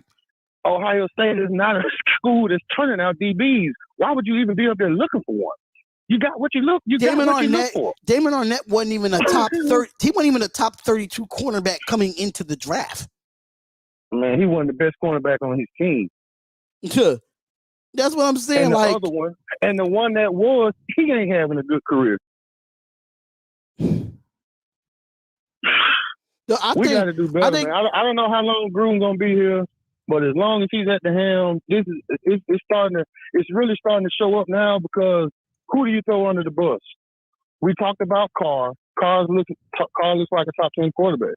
We talked about the defense. The defense is a top 15 defense, no matter how we look at it. They hadn't given up many points in the last 2 games. Oh, the only good player that came out of the only DB that really came out that was good for Ohio State was Malcolm Jenkins. That was it. Yeah. That was it. Malcolm Jenkins. I couldn't get his name. But I had to think about it. Okay, Malcolm Jenkins. I knew it was one. Lattimore. Lattimore's good too, but that's two. That's two. That's 2 out of 500 Ohio State cornerbacks. That's 2. Yeah, they like you said, they get 2 drafted every year. Right. They get two good corners coming out of Ohio State every 15 years. Every 15 but years. They're gonna have 2 drafted every year. Just because their team is so good, those players are gonna get their opportunity. Sean Wade, he did get drafted this year, but he wasn't no first 2-round picks. That's good. Yeah, long as he's like a 3rd and 4th round pick, I'm fine with that. Don't get them guys in the 1st or 2nd. Hell no, absolutely not. So how before we started this, all the off-season talk, I've been watching you guys all the off-season. All the conversation was the Gus bus getting our last-ranked defense into the top 20, top 15, and we'll be a playoff team. What are we missing now? Now we're 3-2 with 2 losses. I think. Okay, so I think it just needs to gel on both sides of the ball. Now, what I can say is this: yes, Trayvon Mullen was out this game. Completely understand that. He's going to be gone for a couple weeks. Is he coming back? He's on IR, so he's going to be gone for like another 2 or 3 weeks. At least 3 weeks. Exactly. Damn. So my thing is this now. Casey Hayward is the lockdown corner. We all know that. Yeah. This is what I feel like Gus Bradley needs to do. If you're not getting pressure with 4, I think you need to bring extra people. Now, the last call that was on here, I was trying to explain to him that we have not seen Gus Bradley do his base 4-3 since the season started. What we saw was a 4-2-5 because a lot of those teams that we played outside of the Ravens was a passing offense. They really didn't have no run games. So you can't run nothing but a 4-2-5 against a pass-happy offense. Exactly. So now with the Bears, what I think the adjustment should have been for Gus Bradley was, if you know this team is averaging 5 or 6 yards a carry with 2 running backs that was very unknown, what he should have done in the second half is let Morritt be that single high safety by himself. Because Casey Hayward got already half of the field. We already know that. Bring Abram down as that 3rd linebacker. Bring Abram down you have to bring more than what they can block. And that's at some point you got to make that adjustment. Okay, if we can't stop the run, we got to bring more what we can block. Because there's been sometimes that we stopped the run and then they gassed us again. So as an adjustment, I just feel like on the defense side of the ball, I think Gus needs to be a little bit more aggressive. Bringing pressure on the linebackers. With only the 2 linebackers, if they got too much field to cover, and if they do get past the D line, it's an 8-yard gain. Ain't no way around it. It's too much space. That's what I'm saying, because if you notice, a lot of the offenses are starting to spread the ball, and that takes our linebackers from being inside and move them out. So now the middle of the field is open, and that's why they gain so many rushing yards. This is why we need an inside linebacker and have our 2 outside linebackers to cover the pass, or you bring more than what they can block. And where's Clean and Farrell? Clean and Farrell, they had him playing. This is my thing. Our other first-round draft pick that don't play. We got 2 first-round draft picks sitting on the bench. This is my thing about Clean and Farrell, bro. Clean and Farrell Clean and Farrell could be unrealistic as he wants to be. He still feel like he can play outside, but you are better inside, Clean and Farrell. I'm sorry to tell you. But the thing about it is, inside pass rusher. He's a better inside run defender. To me, I think he's better than Jonathan Hankins. Look, this is what I'm saying. Why are we talking about our team getting gassed and one of our better D-line run defenders isn't getting no playing time? Especially against a team that's going to run the ball. Talk. For sure I was going to see him a lot against Baltimore. Didn't even play. Damian I would see him. Somebody said, especially in the second half, when we still didn't see him. Somebody said Damian Williams is not unknown. Technically, he's basically unknown. He's not nobody that we need to be concerned about. You talking about the running back? Yeah, Damian Williams. He's not a. We know who he is, but he's not no Adrian Peterson. He's not no Derrick Henry. Yeah. Like, come on. He ain't no fact. We made him look like Walter Payton. That's what I'm saying. He ain't that. That's what we made him look like. He ain't that. Right. And then exactly why and the thing about it is Diablo is not even getting out there to be linebacker. We brought him in to become from safety to linebacker, and he's not even playing. Like you said, all these decisions, all this what we're talking about are personnel choices that Gruden, Mayock, and whoever else got their hands in. You see what I'm saying? They're ruining this team. We weren't that far away. Now I'm looking at, like, you jump into the pool and you see the water. You don't know how long you got to get to the surface. Like, we down here. Like, we in the basement. The Chargers look good. The Chargers needed a running back and look like they addressed their issue. They lost their whole defensive staff. They addressed their issue. They're competing. They're competing. Here we've got continuity. We got the same coaches been around, same shit, same players. Where are we going? Hold up. We just got some breaking news. Dominique Fod just put in there, says ESPN just reported the NFL has sent more emails to the Raiders regarding John Gruden. I did not want to talk about this. I don't. See, and this is what I'm thinking too. Hear me now. I think if somebody within the organization is doing this might be the Raiders' way to try to get from up under John Gruden. But this is my thing though. These emails are coming when he was with ESPN. He wasn't even a part of the organization. That's the problem. Right, but that's why I'm saying I think the Raiders might be using this because they gave him a 10-year guaranteed contract, $10 million a year. You see what I'm saying? They got to try to figure out something. Like you said, who else can we blame? We can no longer blame what's the fat defensive coordinator we had last year who didn't have a good defense in Cincinnati. Why in the hell would John Gruden even hire this guy? This is what I'm saying. You see what I'm saying? He never had a good defense. Right. The whole reason why Cincinnati never did anything because their defense was always trash. Facts. Absolutely. It wasn't Ochocinco and Husmanzada and their offense throwing the ball around like college. It was the freaking defense. We're going to get this defensive coordinator and think we're going to stop somebody now. This shit never worked. This system never worked. It was just a waste of 3 years. It is. It is. Honestly, I did not even want to bring him in as the coach. I did not want to bring him in. I felt like we could have went out and got somebody younger. We probably got somebody that probably want to come in and prove himself. It's some good off. Listen, Joe Brady could have been one of our head coaches instead of being an offensive coordinator for the Carolina Panthers. And I love Joe Brady. I love what he's doing with Sam Darnold. Even though that they didn't, I love it because they revived Sam Darnold. Week, but he looks a lot better, right? Exactly. He looks a lot better. He looks a lot better than everybody thought. He ain't that good, right? Everybody thought that he was a bust coming out of USC. He was just with a bad coach in Adam Gase. That's all he was. Yeah. Now Byron Leftwich is another one too. Now our bad coach Byron Leftwich. Oh, you said you hit the nail on the head. Then our coaches now it's starting to show. Like you said, the defense looks much improved. It's a bend but don't break defense, but it does look much improved from last year, the last couple of years. You know what I mean? I would say it's the best defense we've had since we went to the playoffs. I agree, and now, we could complain about certain things. The only thing I had an issue with the last caller is that he tried to fade away from. Oh, even though that we gave up 21 points, but some things you just have to be disciplined about. Even though we gave up 21 points, even though our offense didn't play up to par, but you still got to play disciplined football.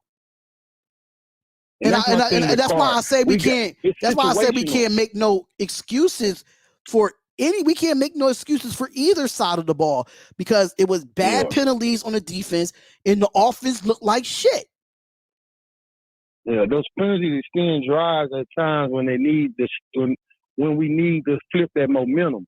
And the offense, I just get so tired of the useless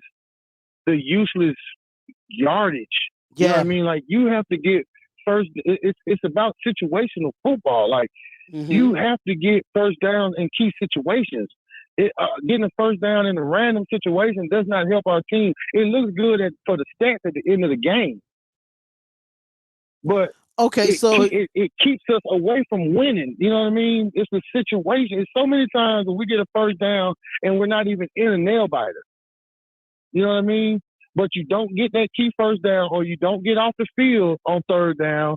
And next thing you know, we're in a dogfight with the freaking Miami Dolphins or some random sorry-ass team. You know what I mean? Right. So Dominique Fox says, per Adam Schefter, the NFL is waiting to see how the Raiders will handle this matter. Okay, so Adam Schefter is tweeting it out, but we do have other callers calling up to the show. And somebody said before you end up hanging up, Matt Madison says, "What about Crosby? No sacks yesterday." And this is what I mean about you have to bring more than what you block, because if you bring more than what you block, that means it opens up lanes for Yannick. If I always butcher his name, people say I always butcher his name, for Yannick and Max Crosby. If you put a little bit more stunts, I have not seen. Think about this. I did not see any stunts from this defensive line yesterday, and we've seen it the first 3 weeks. I think Gus Bradley needs to bring that back, because if you look at when we do stunts on the defensive line, it opens up lanes for our defensive line to get pressure. So I think that's the only thing that I can say on that one. But we got to bring more pressure. I like to see Hobbs bring pressure, but we need him in the secondary. He's our best outside of Casey Hayward. He's our next best defender on the back end. Right, and that's why I said we need to. That's why we fifth or sixth round quarterback out of Illinois. Listen, you find them dogs somewhere. I think that's one of the best picks Gruden had in his 4 years here, outside of Hunter Renfrow. That's just we me. did better off drafting him in the first round. Right. Right. But let me answer these calls. Man. It's good chatting with you, brother. Keep your blood pressure down, man. Don't let I needed this stress reliever. I needed this stress reliever anyway, because I got a lot of stuff going on behind the scenes, but I needed this stress reliever. I needed to get it off my chest. Yeah, we all mad, man. All the Raider fans are mad. Let them folks call up here and be mad. We mad, man. Fuck this. Right. We mad. Be right. All right, man. Have a good one. All right, you too. All right, so before I answer the next call, I will be right back, ladies and gentlemen. I will be right back. Do not leave the chat. I'll be right back, y'all. Do not leave.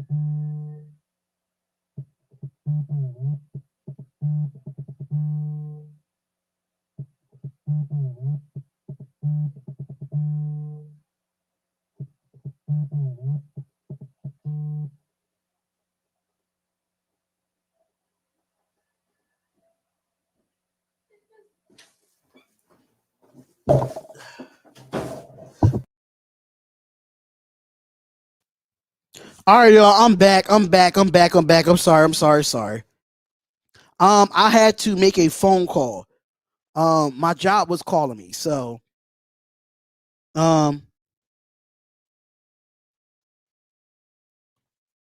with that being said, if you want to call up to the show, you can definitely call up to the show. Yes, I have a text-free number for y'all to call because I would not give out my personal number. Absolutely not. I would not give out my personal number. I won't do that. So I'm taking a few more calls because we're almost in 3 hours in. Weatherford TX1 81. And thank you for calling the Spotlight Raiders Talk with Spotlight. Who is this and where you calling from? Boy Mitchell, man, and I'm calling from Texas, man, Dallas, Texas. What's going on, man? What's up? Man, I tell you, I'm watching your show, and I'm a Raiders fan. I'm a young Raiders fan, man. But my biggest problem that we got is we don't utilize our talent right, man. Right. I feel you. It's like, you have talented players, but you don't use them in the right way. I know people get a lot of, hate for our backup quarterback. He's hurt right now, but Mariota, man, I don't know if you watched that game in LA. He changed our offense, man. And Carr is not that good of a quarterback when it comes to, those red zone situations, Like, he just does not score. And we need a QB right now who can, get us down the field when we got that little fourth drive, we down on the 50-yard line with that 4th and 1. We need that extra push because they can't convert right now for shit. Excuse my language, but they can't convert, man, and that's what's killing us. It's killing us, man. I mean, you got to look at it. I mean, I think no matter who you put at quarterback back there, as long as John Gruden's calling the plays and we don't have a great offensive line, I think any quarterback would struggle with a bad offensive line. That's just me. Yeah, okay. I agree, but I mean, you got to look at this too, though, man. When you got a quarterback that loves to play in the pocket, that's stirring up danger already. I'm not saying he can't stay in the pocket or do whatever, but this is a league to where you got to have a quarterback who scrambles. You have to be a quarterback who can scramble, who can make those split decisions, who can, look, if they don't see nothing, boom, they take off running. Carr's scared to get hurt. He's scared to get hit, man. He won't take. I'll be scared to get hit. I'll be scared to get hit too if my offensive line ain't blocking. Hey, but look, they paying you, man. You getting paid for that. These are grown men. They getting paid millions. Well, you see what happened. You see what happened. You see what happened to him when he did the quarterback sneak. I mean, I'll be rattled too, but at the same time, I got to think of it like this. Yeah. I got to think of it like this though. I think John Gruden does not put Carr in a position to be a mobile quarterback. You don't see no plays where is a bootleg of him coming across. Like, say if you do an outside run play action, you don't see him doing a bootleg and throwing on a run. You don't. I think Gruden is, for me, I think Gruden is holding Carr back because there's no bootlegs at all. I don't know, man. And I'm gonna tell you why. Though. I'm gonna tell you why. If you go back and look at Derek Carr in college, he was a mobile quarterback in college. They did bootlegs in college. They did a lot of things in college. But Gruden with this old-fashioned offense is too old-fashioned. It's too outdated. It is, and it's killing us. You can't play football like that no more. You gotta draw up different plays. You do. You can't stick to that old school strategy because this is new school players, whether he likes it or not. You got guys out here who are doing stuff that's unbelievable, you know? And I'm not knocking Carr, man, because the Raider Nation, they love them some Derek Carr, man. They love him. Rightfully so. But, you know, I feel like Raiders don't take heed of a whoopie box, you know, or they'll be at a position to where, you know, they trying to go down the field. We right there at the field goal. They can't get that conversion or whatever. But instead of go for the 2 points, they go for a field goal. And that done came back and bit us in the butt plenty of times. You know, plenty of times. I just think when it comes to watch a team like that. It's frustrating because sometimes when I say go for 2, Gruden does it. He doesn't do it. When we say go for a field goal, Gruden does it. Either way, Gruden is going to do the opposite of what needs to be done. Yeah. But you know what? I will say this too about the quarterback position, man. When Gruden first got here, you know, the whole Raider Nation was mad because he came and he switched up everything. You know, he got rid of my boy Khalil Mack. You know, he got rid of Amari Cooper. I get it. You know, you come in, you do what you want, you do it. But the only thing he has not changed is that QB position, man. Hey, and I don't care what nobody say. That was personal. Khalil Mack, when he had linked Carr up, man, that was personal, man. Can't tell me that was personal. See, Lewis, you can't compare Derek Carr to Josh Allen. They're two different type of athletes. The reason why Josh Allen, what you talking about? Because Lewis is in the chat saying, you seen Josh Allen hurdle over a defender last night for a first down. Which DC was doing that shit like that? This is a difference, though. Josh Allen is a different type of athlete of a quarterback than Derek Carr is. Yeah. Derek Carr is more of the he can scramble, but he's not a run. Josh Allen reminds me. No, he could be. I think Carr can be mobile, but Gruden does not put him in situations to be mobile. That's what I'm saying. Gruden, that's what I'm saying. Yeah, Josh Allen is better. Okay. Don't get me wrong, but look at Josh Allen, right? This team, the Bills, is winning football games with no running game. Who's running the football? Josh Allen is a running back. Well, answer this for me though. Answer this for me, my man. So I get that you got a coach who's calling plays or whatever, but then you got the field. It's Derek Carr's job to make something happen, whether that be a scramble, whether that be, him finding somebody open. I just feel like he's just not on his P's and Q's with that no more, man. You get what I'm saying?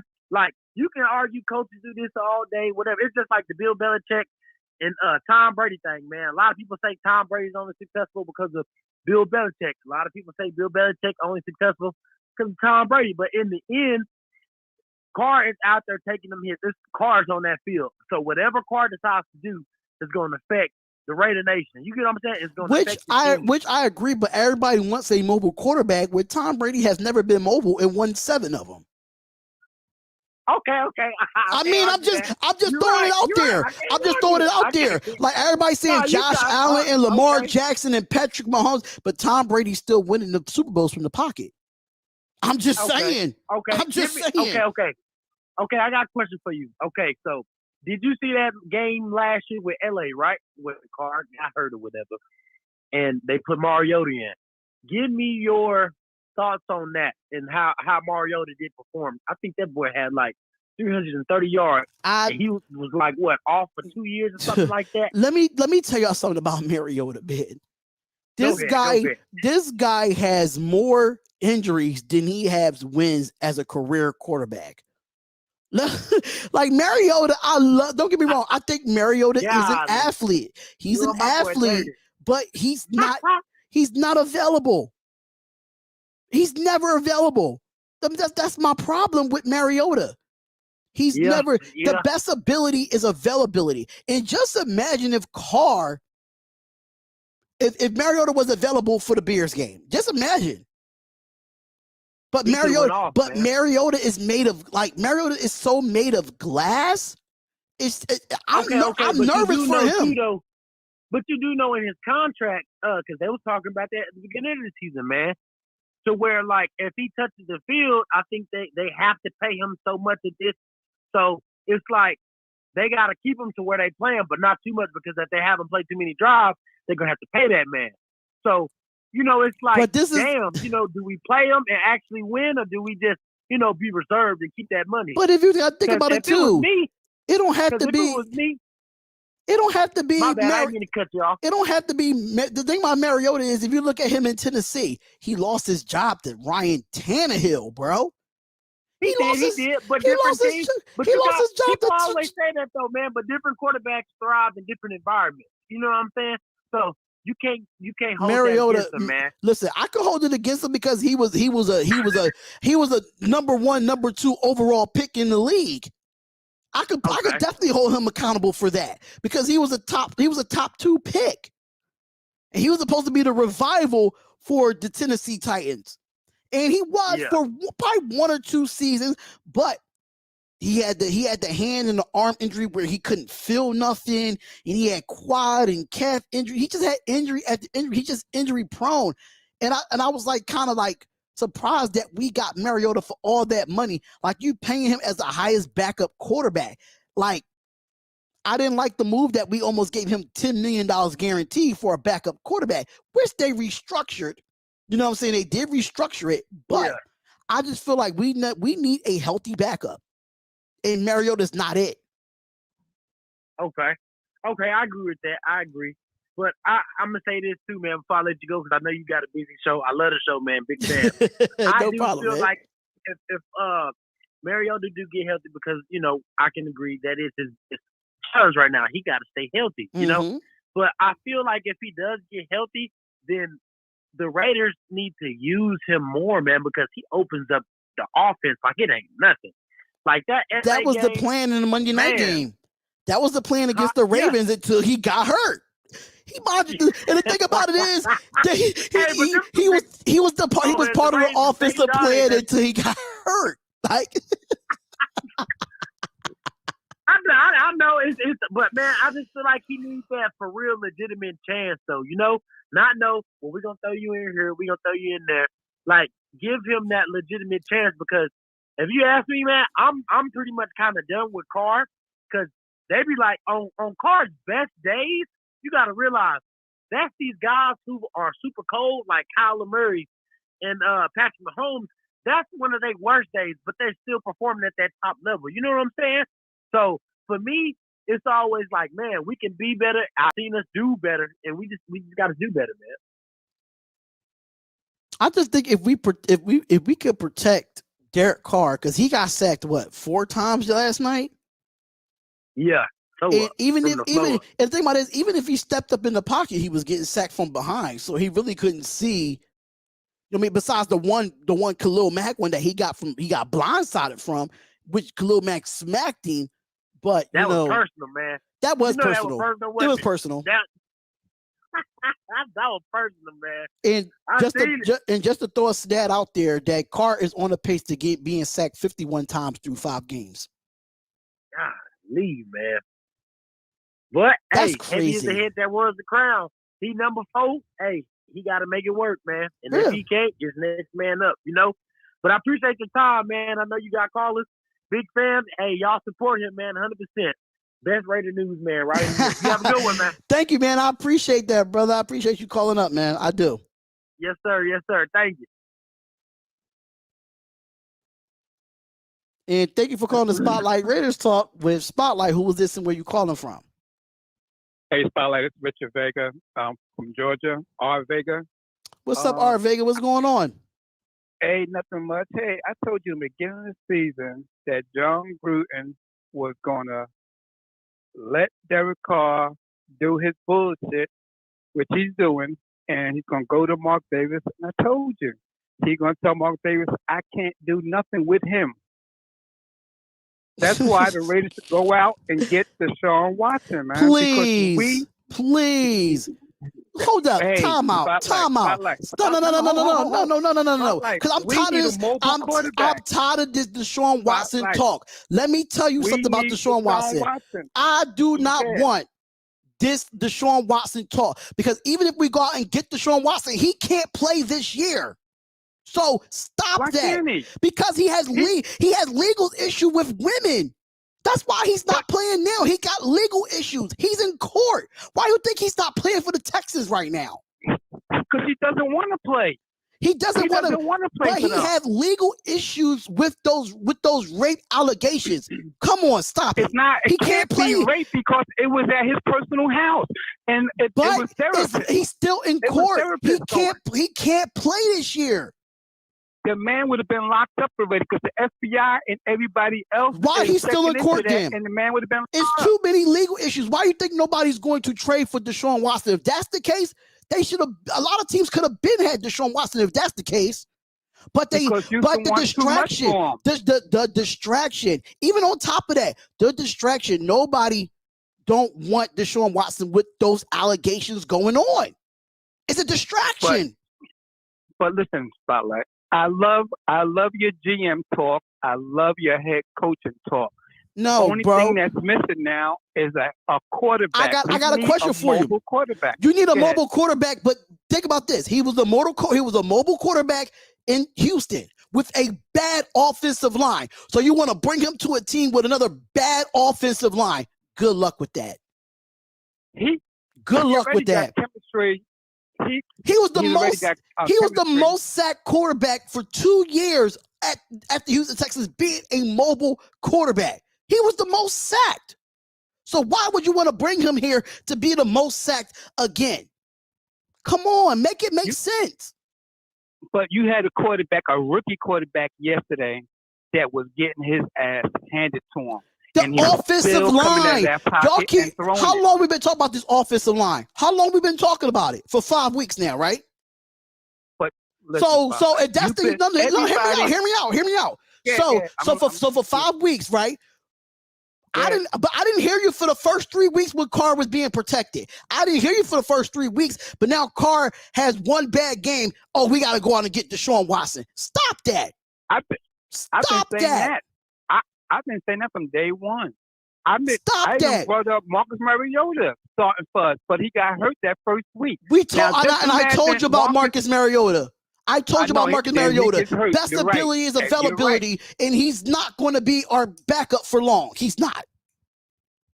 And I got that, and I get that. And that's why I'm saying Deshaun Watson. Now it's Deshaun Watson talk. Y'all fans are so delusional.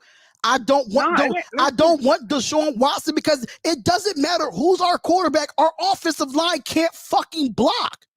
Period. Derek Carr is made out of glass, and he's not made for this offense because the line, just like you're saying, he can't block. Bro, get off my phone with that bullshit, bro. Right. That's bullshit. It ain't bullshit. That's bullshit. Look at him. That's bullshit. Look at the numbers for Carr. In the first 3 weeks, you didn't call up here. Hold up, you didn't call up here for the first 4 weeks about Derek Carr because I shut you up. I shut you up. I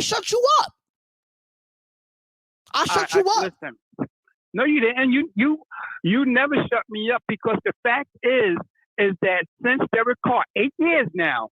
8 years. It's the same bullshit with him. It's the same bullshit with him. But you're going to defend John Gruden.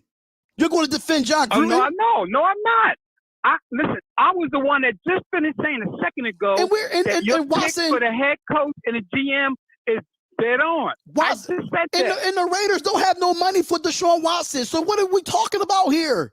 We can't get Deshaun Watson and we don't have no money. And that's why the Raiders can't let John Gruden go. They're not letting him because you got to give him a payout. They're not letting him go. So the next man up is Derek Carr. he got to go because John Derek Gruden's Carr gonna got to tell go. Bob Davis, But nobody was saying that when we were 3-0. No, none of these Raiders fans was saying this bullshit when we were 3-0. Come on now. Make it make sense, bro. Derek Carr, it is making 2 sense. out of the 3 games, Derek Carr won those games for us. 2 out of the 3 games. Let's talk about it. Let's talk about it. In the last 2 minutes, in those overtimes, who won those games? Derek Carr. Listen, here we go again with this Derek Carr. It doesn't matter. It doesn't put the numbers up. He's a top 5 quarterback in stats right now. He's a top 5 quarterback. He's a top 5 quarterback. He's a top 5 quarterback in stats. Look at the numbers. And within the last 5 weeks, he's a top 5 quarterback in the last 5 weeks. The numbers lie. Now because he has one bad game, you want to blame him. Because it ain't because of a bad game. It's because the man looks shook. He looks shook. How can the man look shook? How can I would look shook too if I had one of the worst offensive lines in football. Come on. Then how? Come on. How in the world that Chicago Bears offensive line supposed to have been worse than ours? Listen. And this man is running all over the damn pocket. You know why? You know why? You know why? Supposed to look worse than ours. That man running all over the pocket. Bro, I appreciate you calling up, bro. But this Derek Carr hate stuff gotta go, bro. This Derek Carr hate stuff gotta go. Derek Carr gotta go. No, you gotta go. Goodbye. You have to go because you don't make any sense. Don't call up here if you don't have no facts, bro. Don't call up here if you don't have no facts, bro. I'm calling you about facts. Don't call it. There's nothing you said was factual. It's nothing you said factual, bro. I've been a Raiders fan for 48 years. You can't tell me shit about the Raiders that I don't already know. And I know more. Derek Carr is gone next year. Derek Carr's gone this year, and then when Derek Carr start winning games, please call up and give him his respect. Give him his respect, because you didn't give. Hold up, the first 3 weeks. Where were you? Where were you when I was doing these calls? Where were you the first 3 to 4 weeks? You was nowhere to be found, bro. You was nowhere to be found. You was nowhere to be found. Put my number down. You call me. I don't have to call you. This is my show, bro. This is my show. Y'all call up to me. I don't have to call you. But listen, you make me seem like I'm running and ducking. I'm not running and ducking. You was ducking for 4 weeks because I've been doing these call-in shows every week. I've been doing these call-in shows every week. Same way. And hey, what happened? This is my show. I don't call you. You call me. This is my show. This is not Vegas show. You were trying to say that I didn't call you, and where was you? Listen, I'm not running the ducking. You was ducking for 4 weeks, my guy. You was ducking for 4 weeks when Carr was putting up numbers. What are you talking about? What are you talking about? Overthrows Ruggs. This guy. Goodbye. I don't talk to Carr haters like that. Goodbye. Sorry. I would not tolerate Carr haters. I won't do it. I won't tolerate Carr haters. Next caller, please. Next caller, please.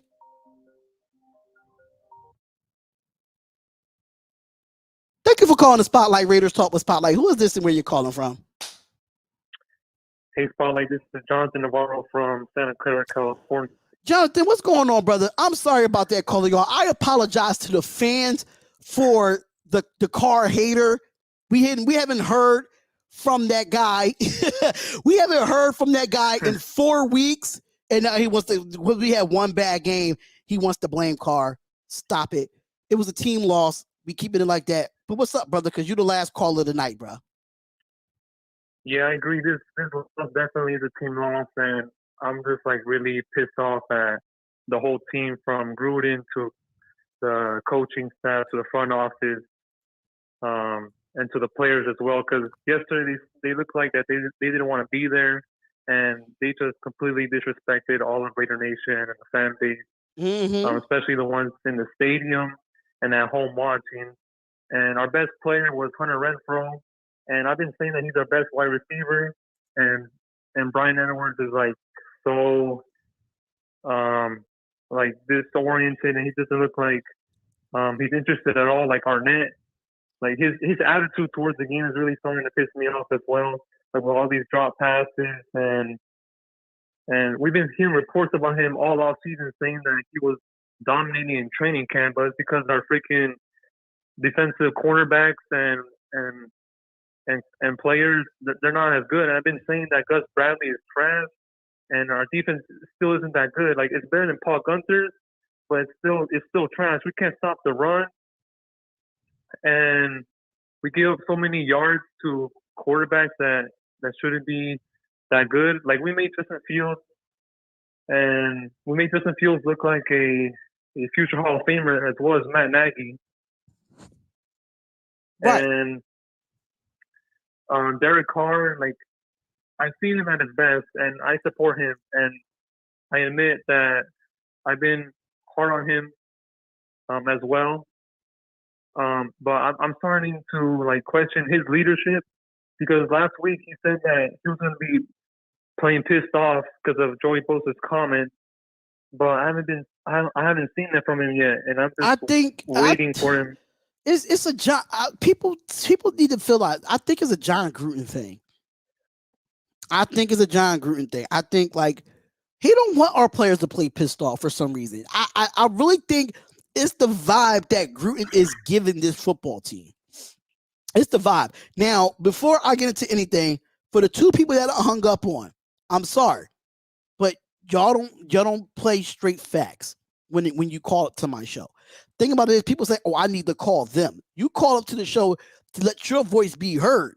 But at the same time, I gotta say this: some of y'all Raiders fans are just weird.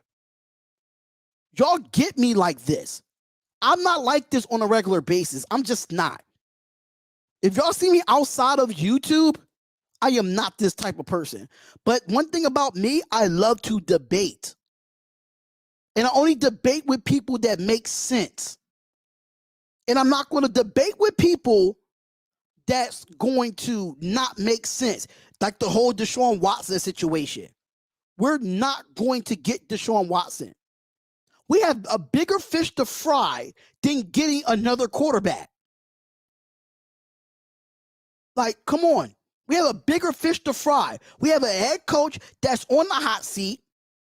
We have a bad play caller in John Gruden. The defense didn't show up. The offense didn't show up. You just can't blame that just on Derek Carr. And people need to realize that. Sorry to say. I'm sorry that I keep it 100 on this channel. I'm sorry. My realness is too real for y'all. But go ahead, Jonathan. I just wanted to throw that out there. No, I agree. Thank you for pointing that out there, man.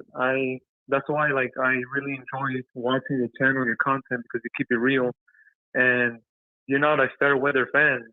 Like, you point out the good and the bad of our team, and I thank you for that, because some of these Raiders fans, they're just so misinformed and they don't know what they're talking about. So, yeah, thank you for the work you put in for Raider Nation and for keeping it real. And I'm not going to spend any more money or time on this team until, like, John Gruden and Mike Mayock are gone. Because I'm starting to think that John Gruden is affecting Carr, and I know that Carr can play better under a different head coach.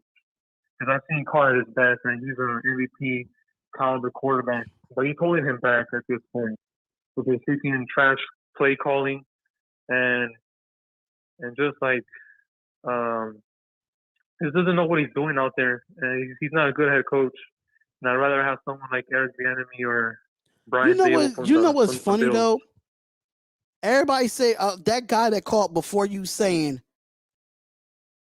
get rid of Derek Carr. I bet you Derek Carr, if he goes to the Indianapolis Colts would be better than the Las Vegas Raiders if we got rid of Derek Carr. I'm just throwing it out there. People can say how they feel in this chat all they want. If we get rid of Derek Carr and they get in Indianapolis Colts get rid of Carson Wentz, Derek Carr will be a better quarterback with the Colts than he will be with the Raiders. And I'm going to tell you why. Because of the head coach.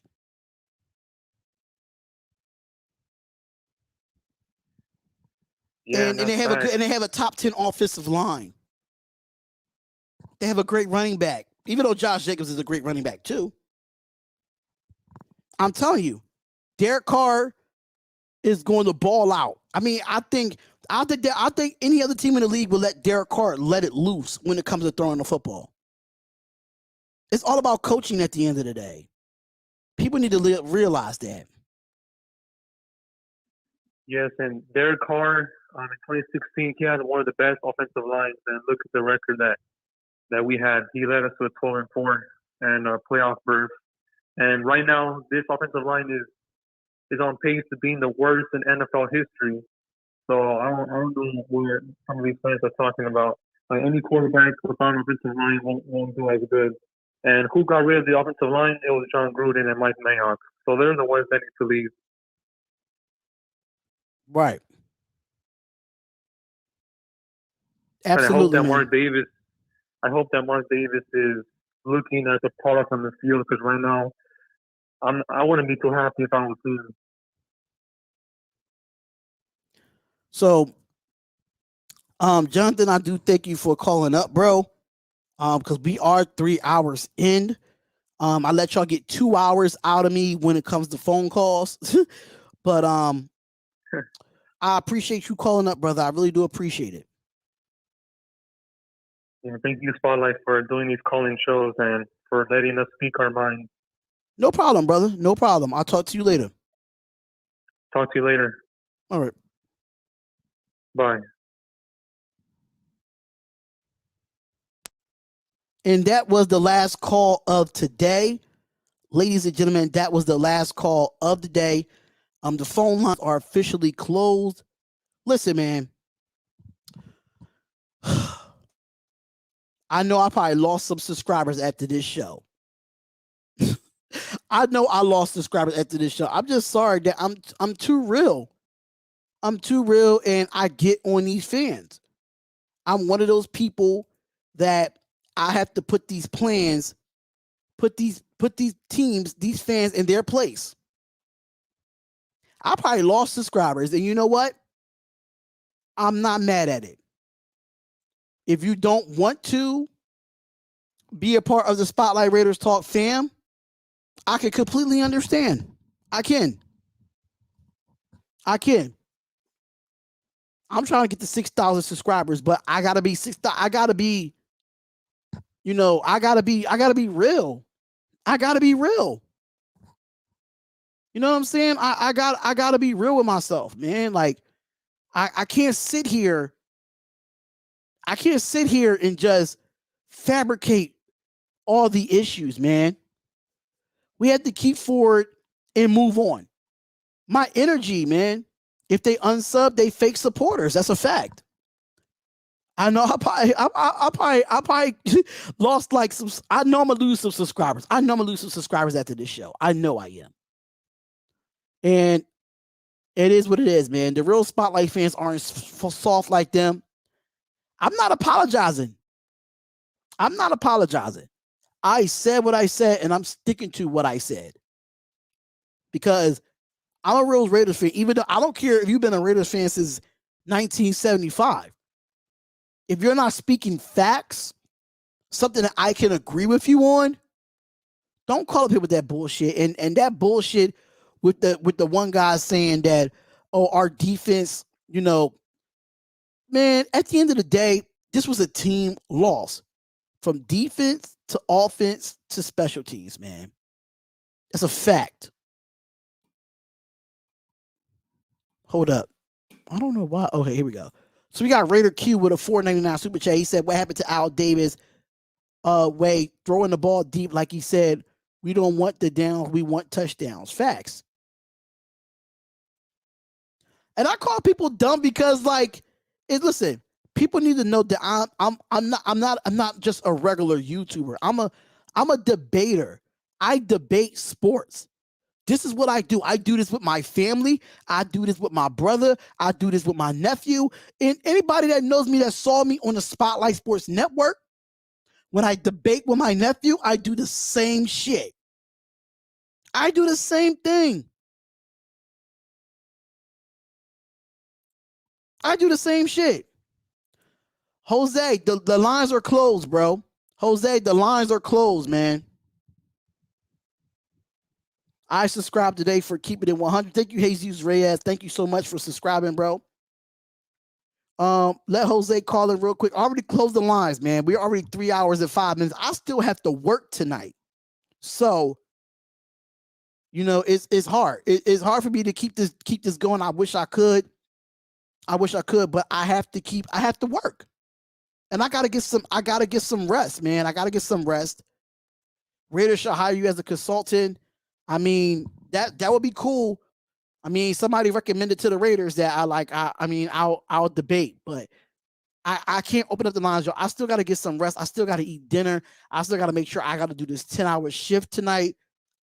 So that's why I'm trying to find a day job. I'm trying to find a morning job. So when I come home, I could do these shows and I don't have to worry about going in at night.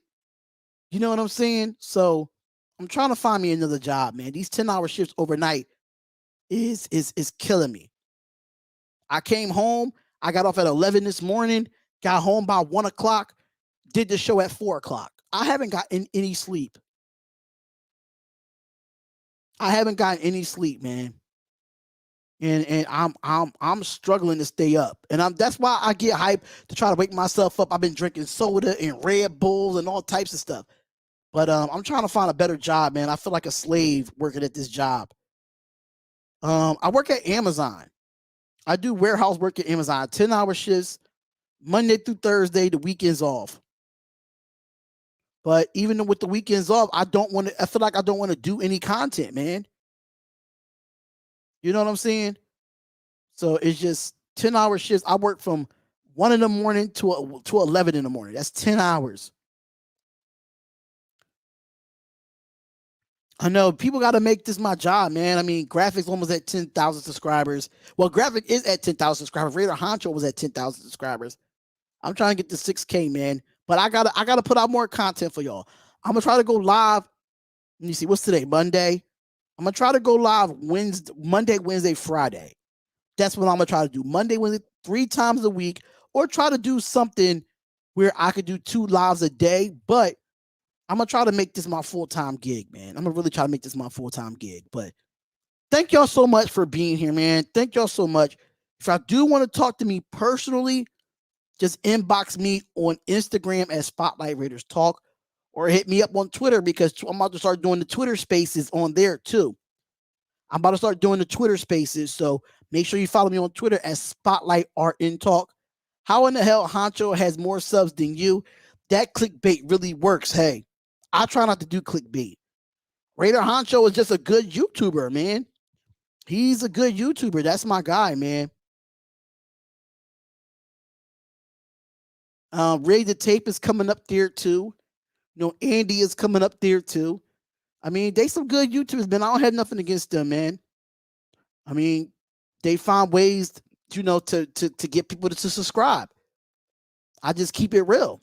I mean, Docs is one of the realest ones on here. For real. He's one of the realest ones on here. And that's where I get it from. That's why he's my little bro. That's why I'm trying to work on Hammer House from being real on here. You know what I'm saying? So,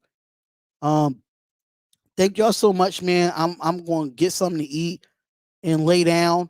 And we'll talk more, man. We'll talk more. I'll try to have another call-in show or a preview show with a Denver Donkeys YouTuber this week. Hopefully I can get that done. But make sure y'all comment, like, and subscribe to the channel if you do want to become a member of the Spotlight Raiders Talk. The more members, if I get like 10 more members, then I'm gonna do a member only chat. So make sure you become a member of the Spotlight Raiders Talk. And if you want the early access to the discounts of the Spotlight Raiders Talk gear, you definitely want to become a member of the Spotlight Raiders Talk. Thank y'all so much for tuning in. I love y'all to death. Have a blessed night, and see y'all Wednesday for another call-in show. Peace. From O-A-K-L-A to L-V, I'm a Raider. Ain't shit you can tell me, I'm a Raider. Ain't shit you can tell me, I'm so nation. No matter the location. From O-A-K-L-A to L-V, I'm a Raider.